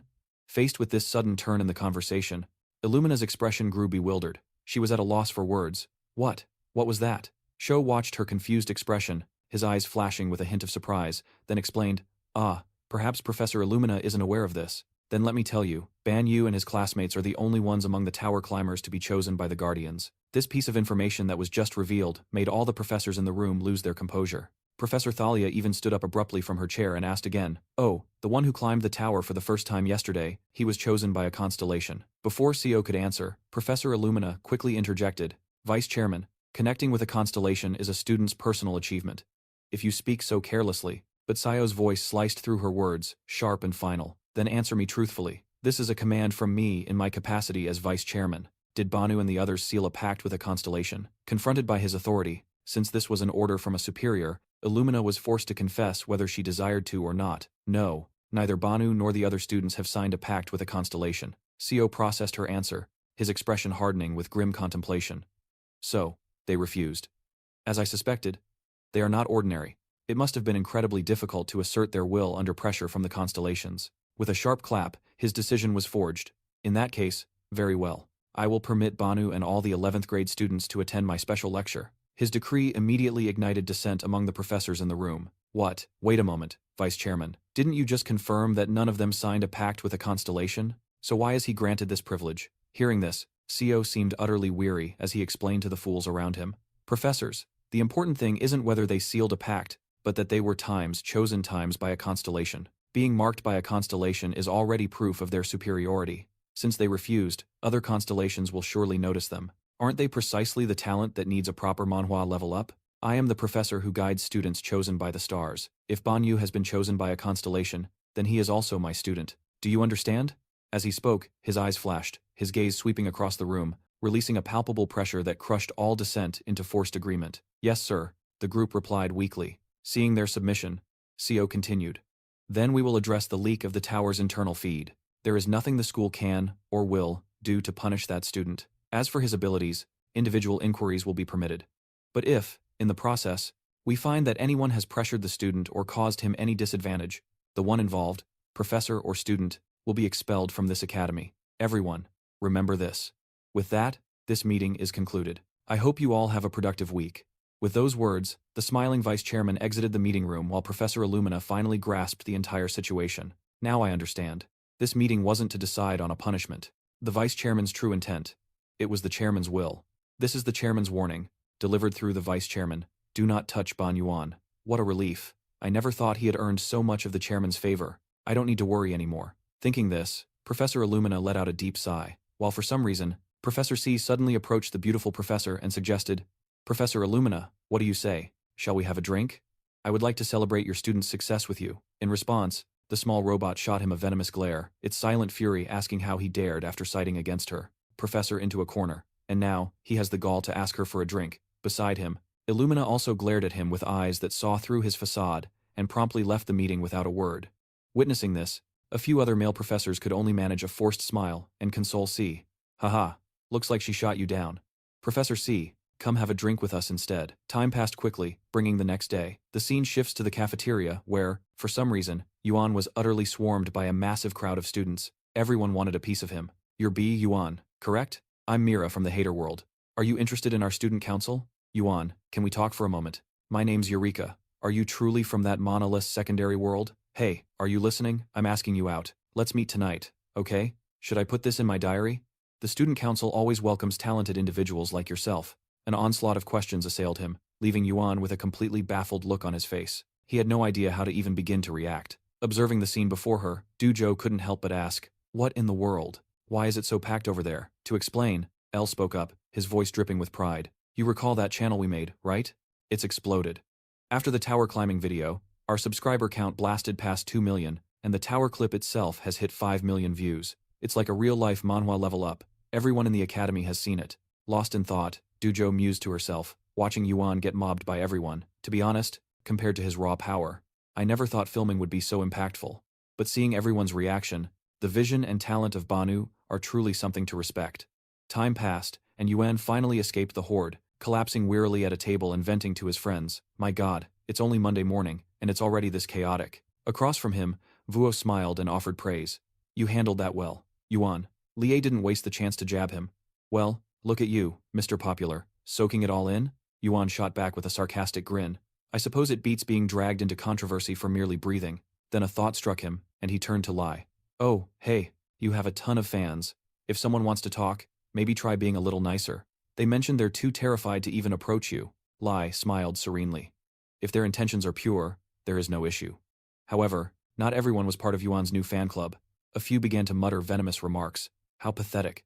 Making a scene over a completely staged video. There's no way they cleared 4 floors that fast. Especially that trash from a secondary world. Look at the scale of this spider. It's obviously fake footage. How can they let fakers like that run loose? Just you wait. Tomorrow, every single one of those lies will be torn to shreds. Chung glared at Yuan with malicious eyes, and his words made Yuan's blood run cold. Ah, that's right. Tomorrow is the day I face that struggling giant after all of this. The people who doubt the video or just despise me are likely praying to see me get utterly crushed. Hearing this, Lai and Vuo's faces filled with visible concern, but besides offering support, they could do little else. At that same moment, Du Ho-jun, having just finished her meal, calmly wiped her lips with a napkin, and he said with a grim smile, then you just need to give them a show, for both your haters and your supporters, right? Yoon laughed. You're right. He thought to himself that tomorrow would be a perfect chance to gain an audience. Time bled away. The scene shifts to the training arena where Yoon and his opponent Hector were already present. The referee announced, this match is being live-streamed on the school's channel. Do you both consent? If so, sign the document. As he finished speaking, a system window materialized in front of them. Yoon couldn't hide his shock as he read the contents. Asterisk. What the hell? What are these disclaimer asterisk clauses? Asterisk. If a party surrenders or is incapacitated, the match ends. Attacking vital spots is forbidden. But for any other injuries, you're on your own. Asterisk. Are they telling us to fight until one of us is crippled? Asterisk. The more he thought, the less Yun understood the school's policy. However, Hector spoke, his voice dripping with provocation. Hey, negotiator. Yun, taken aback, retorted. What? Hector continued his taunts. Getting cold feet now? Are you? If so, just go ahead and surrender. You just have to crawl between my legs and bark like a dog, and I'll accept it. Those words infuriated Yun. Asterisk. This meathead.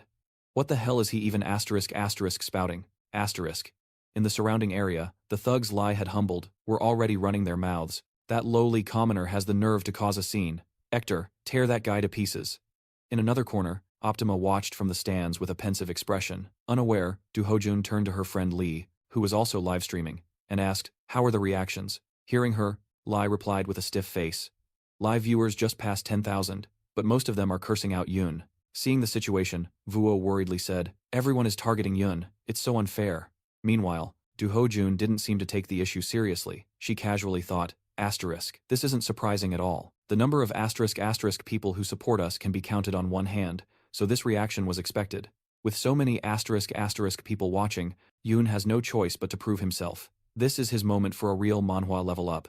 Back to Yoon's perspective, Hector's words made him laugh out loud. He thought to himself, kneel, crawl, and bark like a dog? Not a chance.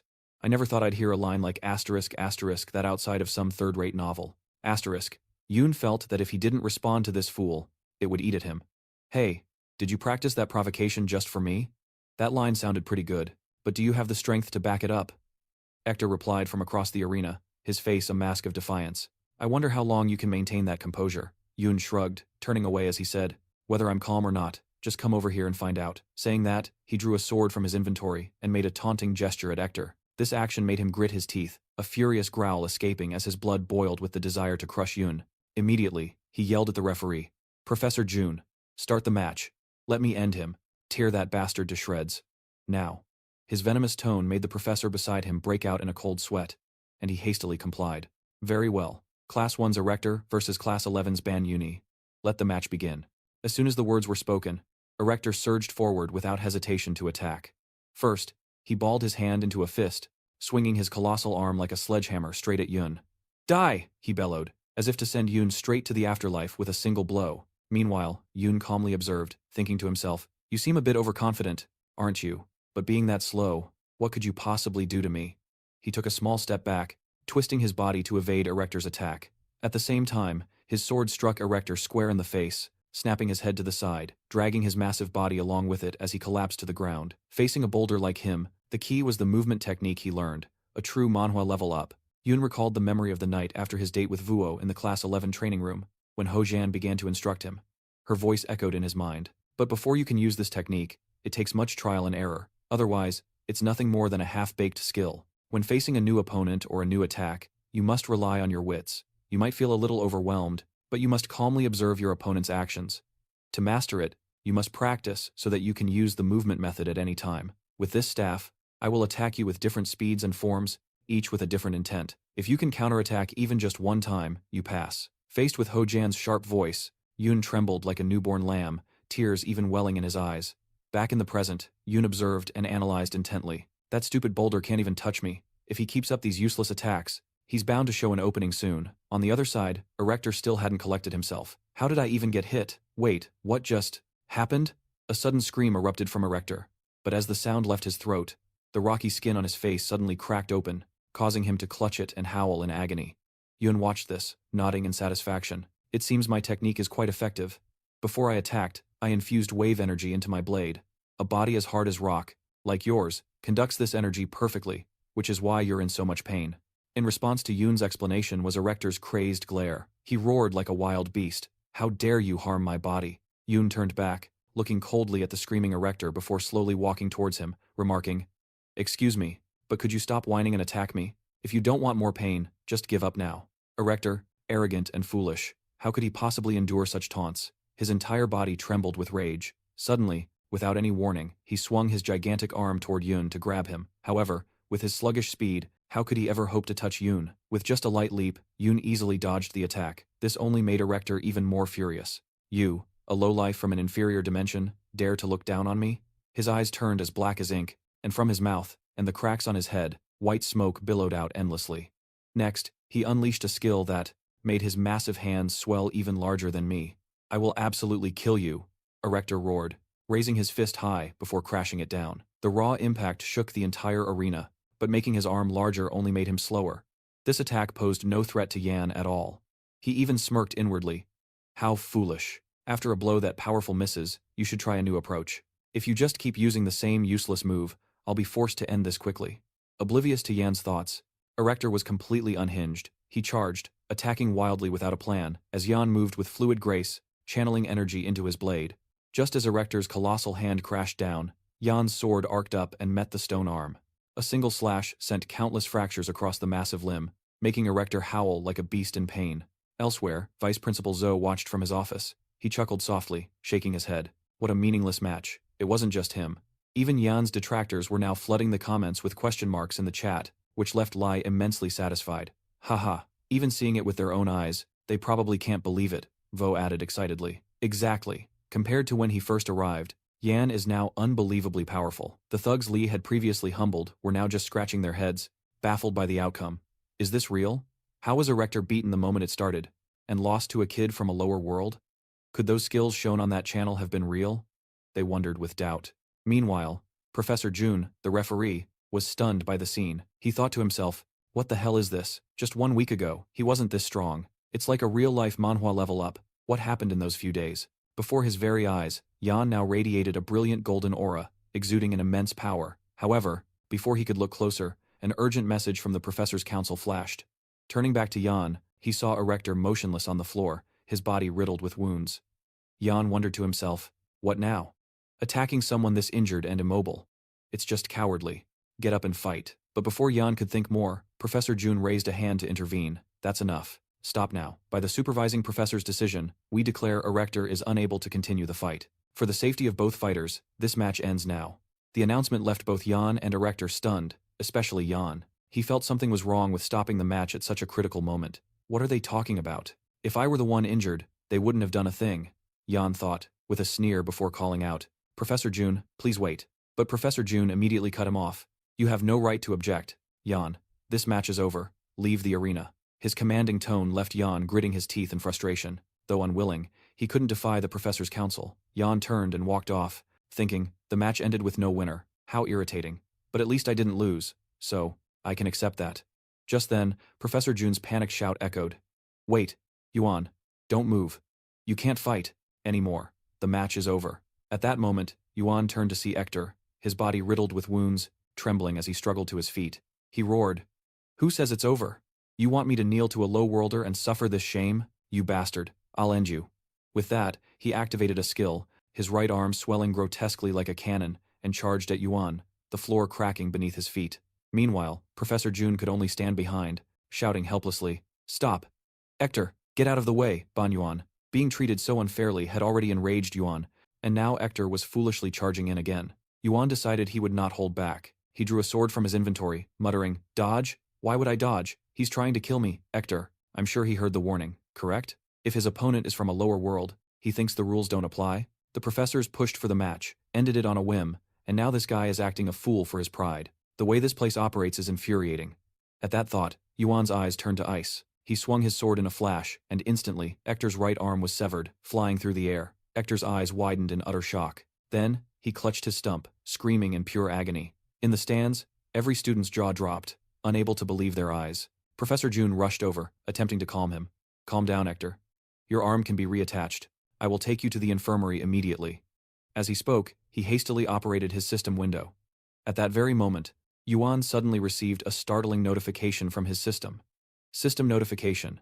Do you want to steal the following traits from the arm of Hector? Vitality, Titan's body, volcano, monstrous strength. This notification made Yuan break out in a cold sweat. What is this? Is this even possible? While Yuan was still reeling from that bizarre notification, June, after completing the operation on his system window, swiftly transported Hector's body and the severed arm to the infirmary. Once that was done, the assistant professor turned and confronted Yuan. What was the meaning of that, Ban Yuan? I told you to get out of the way, did I not? Yuan calmly sheathed his sword, shrugged, and replied, My apologies, Professor June, but since it all happened so suddenly after the match concluded, it was hard for me to react in time. June was not satisfied with that explanation and yelled, Is that your excuse now? Just then, a call screen appeared beside him, and the calm, steady voice of Vice Principal Jean cut in. That is enough, Assistant Professor June. I will handle this matter. Hearing this, June immediately wiped the angry expression from his face and replied meekly, Yes, I understand. The system screen turned towards Yuan as John spoke in a stern tone. Hello, Ban Yuan. I am speaking on behalf of the faculty. We have witnessed the entire incident. From now on, I will be asking the questions, and you will answer. Think carefully and answer truthfully. Yuan paused, his sharp, cold gaze fixed on Yuan regarding Hector's reckless attack.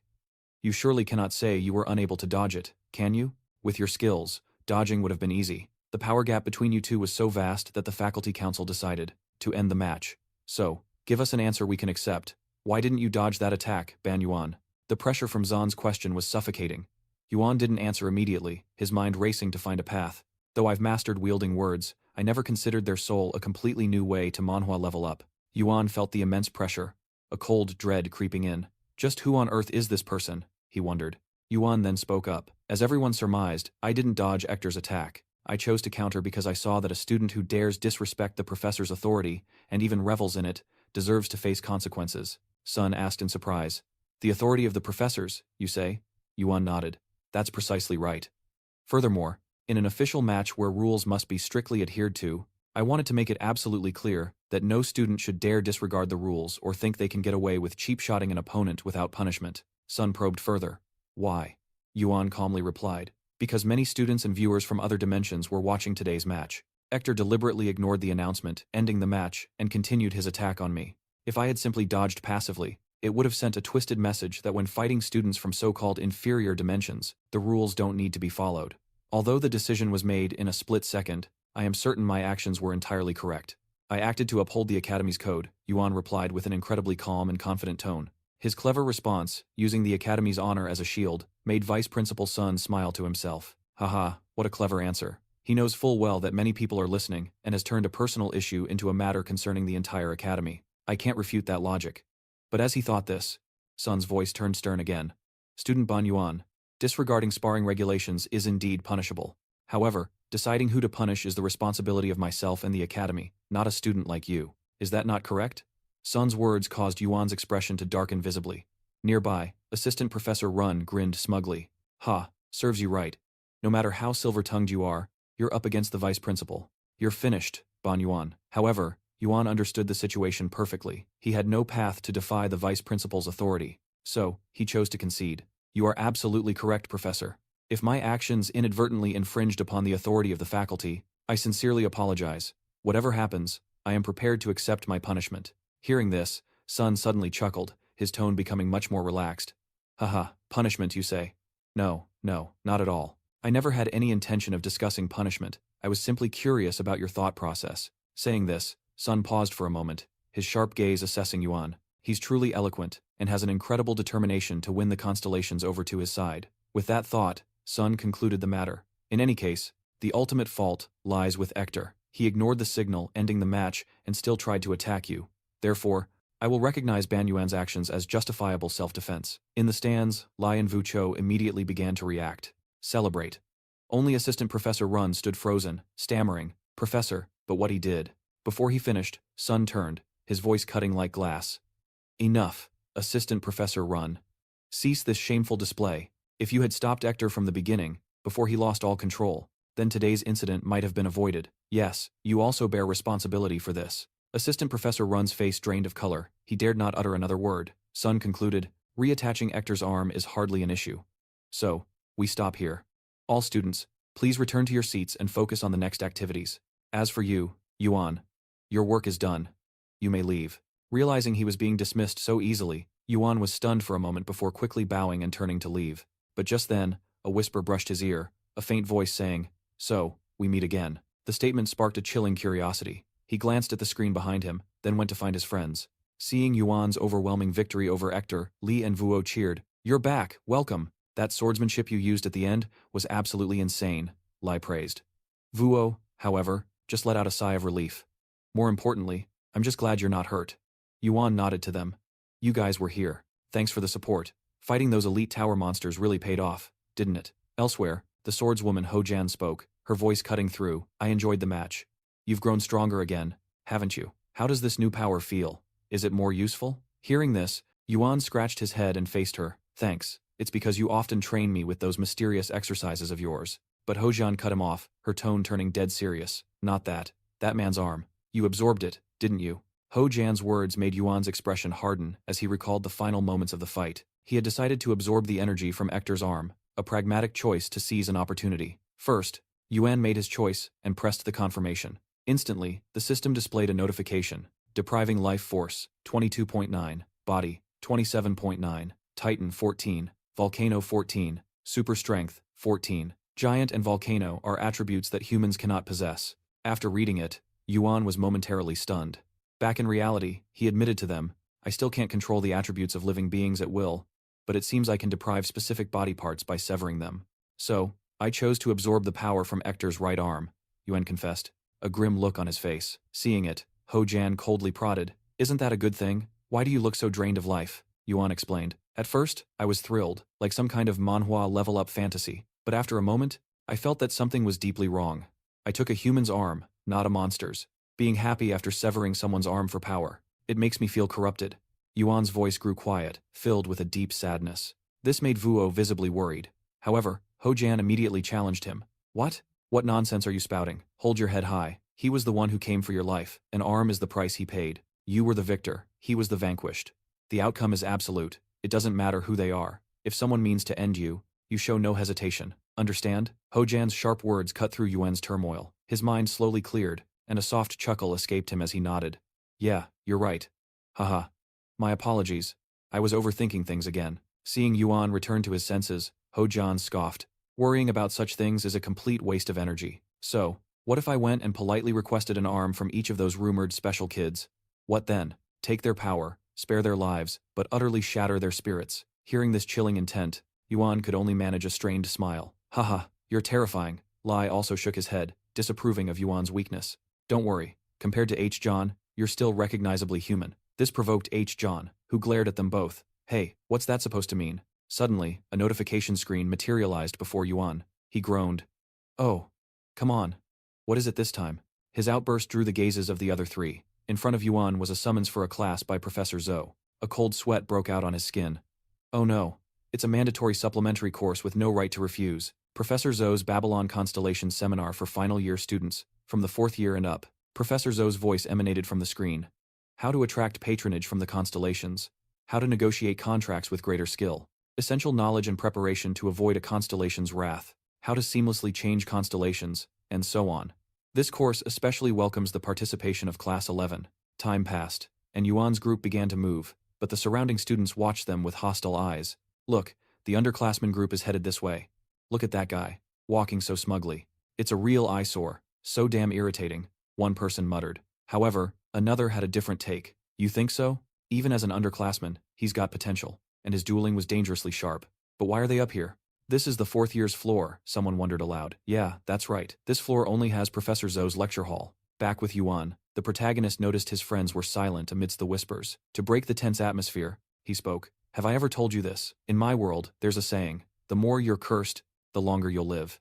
In response, Hejun gave him a disbelieving look, as if he were a child. Huh? Then you must be immortal by now, right? She mocked. Meanwhile, Lai scowled. Cowards, talking behind our backs. Do they think we can't hear them? Vivi, the small girl, tugged on Yuan's sleeve and whispered, Are you okay? After what happened yesterday, I was so worried everyone would avoid you. They don't even know you, and they're already spreading such vicious rumors. Her eyes welled up, on the verge of tears. Yuan realized that maybe Vivi was the one who truly needed comforting. It's okay, Vivi. It's a bit unnerving, but it's better than being looked down on like before. It seems this is just part of the Manhwa level-up process. Thanks for worrying about me. As he spoke, he gently patted her head, making her blush deeply. Her spirits began to lift. However, the fragile peace shattered at the grating sound of Hyun grinding her teeth. Heh, 1 weekend out and you're already this close. Her words sent a chill down Lee's spine, forcing him back. Hejun's glare bore into Vivi. You like that outfit Yuan gave you that much? Take your little love fest somewhere else. Monster, Vivi shot back unexpectedly. Are you jealous? Her words stunned Yuan, while Hyun erupted like a cornered animal. Wasn't getting beaten in the duel enough for you, monster? Hyun snarled. Vivi ducked behind Yuan, her eyes still blazing with defiance. Yuan had no choice but to step in and mediate. Wait, calm down, Hejun. Class is about to start. Let's not fight. Vivi glanced at Hejun, smirking, as if you weren't the one who bullied me first. Her words made Jun tremble with rage, while Yuan shot a warning glare at Vivi. You too. Time slipped away as the group made its way to the Babylon Constellation Lecture Hall. Before we enter, Lai asked worriedly, This is the Babylon Lecture Hall, right? We're not late, are we? They also had a class last week. If underclassmen like us join halfway, what will the seniors think? Yuan smirked. Worried about that? Of course. They'll think we're genius underclassmen, right? He opened the door, and the gazes of every student inside fell upon them, a wave of considerable pressure. Hyun conceded, just as expected. They're upperclassmen, and I can't underestimate their abilities. In contrast to Hojun's composure, Fucho nervously gripped Yuan's arm, his face pale with dread. Compared to his friends, he perceived so much more. Gods, I knew this was a class for the exceptional. But what is this? Before Yuan's eyes, countless unclear notifications appeared, revealing the terrifying power of the upperclassmen. His current strength was too low to assess their power. A true Manhwa level up was needed. The system announced, You have successfully understood and interpreted a portion of a transcendent being's concept. Your understanding of the Book of All Poisons has reached 137. Unable to read Yuan's thoughts, Professor Jean, after seeing the freshmen had arrived, spoke up to welcome them. Welcome, 11th graders. I am very happy to see you all joining my class. I am Jean, your supervising professor. You may sit in any empty seat. As for you, Yuan froze. He recognized that voice from his battle with a rector. After the group settled in, the professor began the lecture. In the syllabus I've handed out, the goal of this course is very clear: to understand the origin of the tower and the constellations. Since today we have underclassmen joining, we will first learn about the tower. At first glance, the tower may seem to have no rules or an endpoint, but in reality, it is a living organism. When climbing the tower, we must overcome trials and discover the hidden treasures within. You might think you receive rewards for overcoming the trials, but that's a misconception. You are not hunting for treasure. Rather, the tower itself has prepared them for you. The purpose is to select the most elite individuals with more precious items, rarer treasures, and more transcendent magic. The tower seeks out those who can comprehend it, revealing more secrets to those who understand. It is a fundamental condition of any intelligent being with higher reasoning abilities. Returning to Yuan, he inwardly scoffed at the vice principal's words. What utter nonsense. A fragile system, overturned by one invader through unorthodox means, and he's talking about the tower choosing people. Isn't that a gross exaggeration? How can anyone believe this? But then Yuan suddenly became pensive. He began recalling events from the tower climb and thought, wait a minute. The period when the principal's letters were sent out was not long after an invader had entered the tower. So, we assumed the unusual phenomenon was the spider swarm. But thinking on it now, the difficulty on the first floor was quite strange. The thing that instantly erased Luai was definitely an elite monster. If the tower only started getting weird after we reached the fourth room and the invader started causing trouble, then the hell-level difficulty in rooms 1, 2, and 3 makes no sense. What on earth is going on here? Could the tower really be like a living organism? This assessment sounds crazy, but if I change the premise, suppose the tower's difficulty didn't change because of invaders, but for another reason. Could it be because of that? Just think, was that hell-level difficulty truly set by the tower itself for us? Or was it perhaps because I am a descendant of the tower's master? Is that why it happened? Gods, that sounds so narcissistic. It makes absolutely no sense. The more Yuan thought, the more confused he became, so much that his hybrid friend next to him had to ask, "What's wrong, Yuan?" At the front, although the vice principal was still lecturing, his eyes were constantly on Yuan. Seeing the boy's restless expression, he suddenly gave a mysterious smile, turning back to Yuan, who was still stroking his chin in thought. There's no need to overthink it. If the tower itself chooses its climbers, as the professor said, then there's no better environment than this. At the very least, our class faced a more difficult challenge and a different situation compared to everyone else. They say high risk, high reward. This is a true Manhwa level up, so the prize must be on a completely different tier. Why can't I grasp this idea? What is this class really? Across the room, Vice Principal Zhou met Yuan's confused gaze and said in astonishment, "Have you already discovered it? The barrier layer surrounding it. Some students don't notice it even after many years. Yet, you discovered that orb on your first day auditing the class. That's right. You're very sharp, Banan. It is surprising. Even as a first-year student, you are completely worthy of attending this lecture." As he spoke, the professor reached into the air and pulled down a purple orb that was floating above the class. He continued, "I have a question for you, Banan. What do you see inside this orb?" The cryptic question made Yuan observe the orb intently, but his system only showed vague information. Yuan answered awkwardly, "I don't see anything." Hearing this, Zhou simply smiled. "You need to focus more. Check again. Still nothing." Yuan shook his head. "Try to focus again. There must be something you can behold. Try to uncover the secret of this orb," Zhao encouraged. After a moment of intense observation, Yuan began to notice a few concepts inside. Shield, sever, protect, but he couldn't grasp anything beyond that. His face clouded with confusion. Zhao realized he had reached his limit and didn't push for more. "Very good. You can close your eyes and rest now." Yuan let out a sigh of relief. Zhao couldn't help but be surprised. "I didn't expect you to discover 3 of the orb's abilities. You're truly not ordinary at all. Now I understand why the principal has taken such an interest in you." He continued to ask, "Do you understand what this is?" "Not at all," Yuan answered bluntly. The response left the vice principal a bit flustered. "You're very honest, but you must think more carefully. I want to emphasize to all of you that in your studies and in life, expanding your thinking and nurturing your imagination is extremely important. Expanding your mind is directly related to expanding your power. If you want to use your abilities at a higher level, you must develop your thinking and strive to direct it. You must train your ability to think. Even if the results aren't immediately apparent, you must never stop thinking." These words made Yuan feel confused, constantly thinking, "What does that have to do with the orb?" He thought to himself before asking directly, "If someone has high perceptive ability or a powerful imagination, can they control this orb?" The question surprised EXO, but he nodded. Precisely. One day, if you can understand the structure of all things, analyze it, and develop the ability to expand upon it, this orb will turn you into a god. The entire class fell silent, seemingly deep in thought. Zhao laughed. It might be hard to understand now, but through the process of learning, you will gradually come to understand. This is the core content of my lecture, and it is closely related. Let's get to the main topic, the Constellation War simulation. Today's class ends here. For homework, I want you to imagine the possible applications of this. See you all next week. As for Yuan, he still hadn't grasped much from the lecture. He scratched his head and muttered, "This is too complicated. A god is a god, but what's a pseudo-god? A godlike being or a false god? What's the principle behind becoming a god? This is far beyond a simple Manhwa level up. This class is way too hard," Yuan thought, his brain about to explode. Meanwhile, the students began to leave the lecture hall. Lai turned to the others and said, "Let's get going." After they went outside, Yuan still didn't understand anything from the lecture and wanted someone to explain it. "Can anyone explain that lecture to me again?" His question made Li's eyes go wide. "Huh? I thought you'd be the one to naturally summarize it for us." Just then, a familiar voice rang out from beside the group. "So, the lecture is over already." Hearing this, Yuan jumped and turned to shout, "Tima, what are you doing here?" In response, the blonde noble shot him a contemptuous look. "You lowly creature. Shut up, I'm the one asking the questions here." He glanced around and asked, "Where is she?"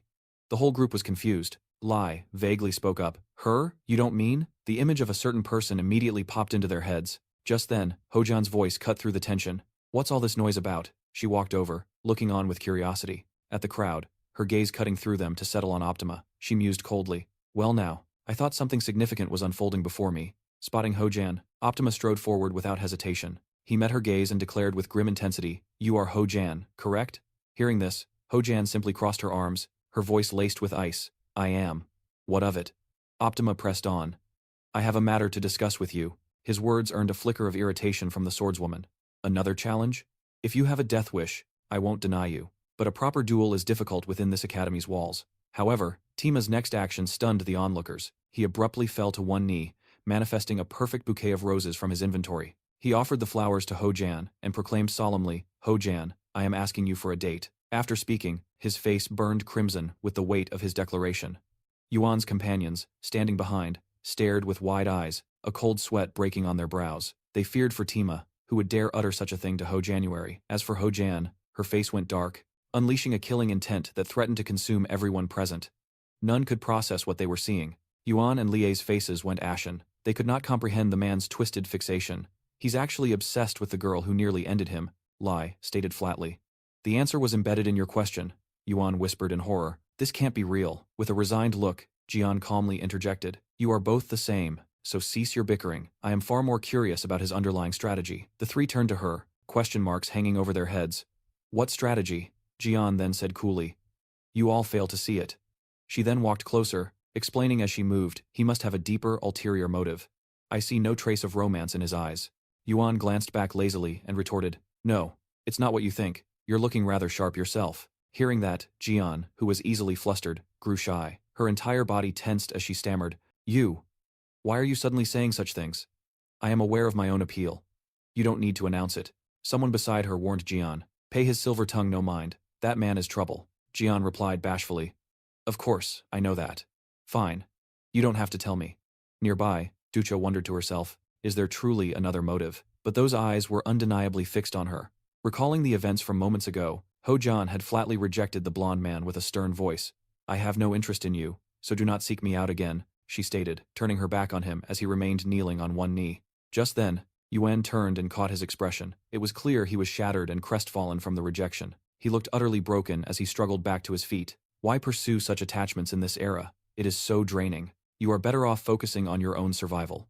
A moment later, at the training grounds, he received a system notification. You have exposed yourself to numerous entities, engraving your existence into their consciousness. You have awakened new concepts, charisma and honor. The value for both is 10. He thought, this is a true asterisk, Manhwa level up asterisk.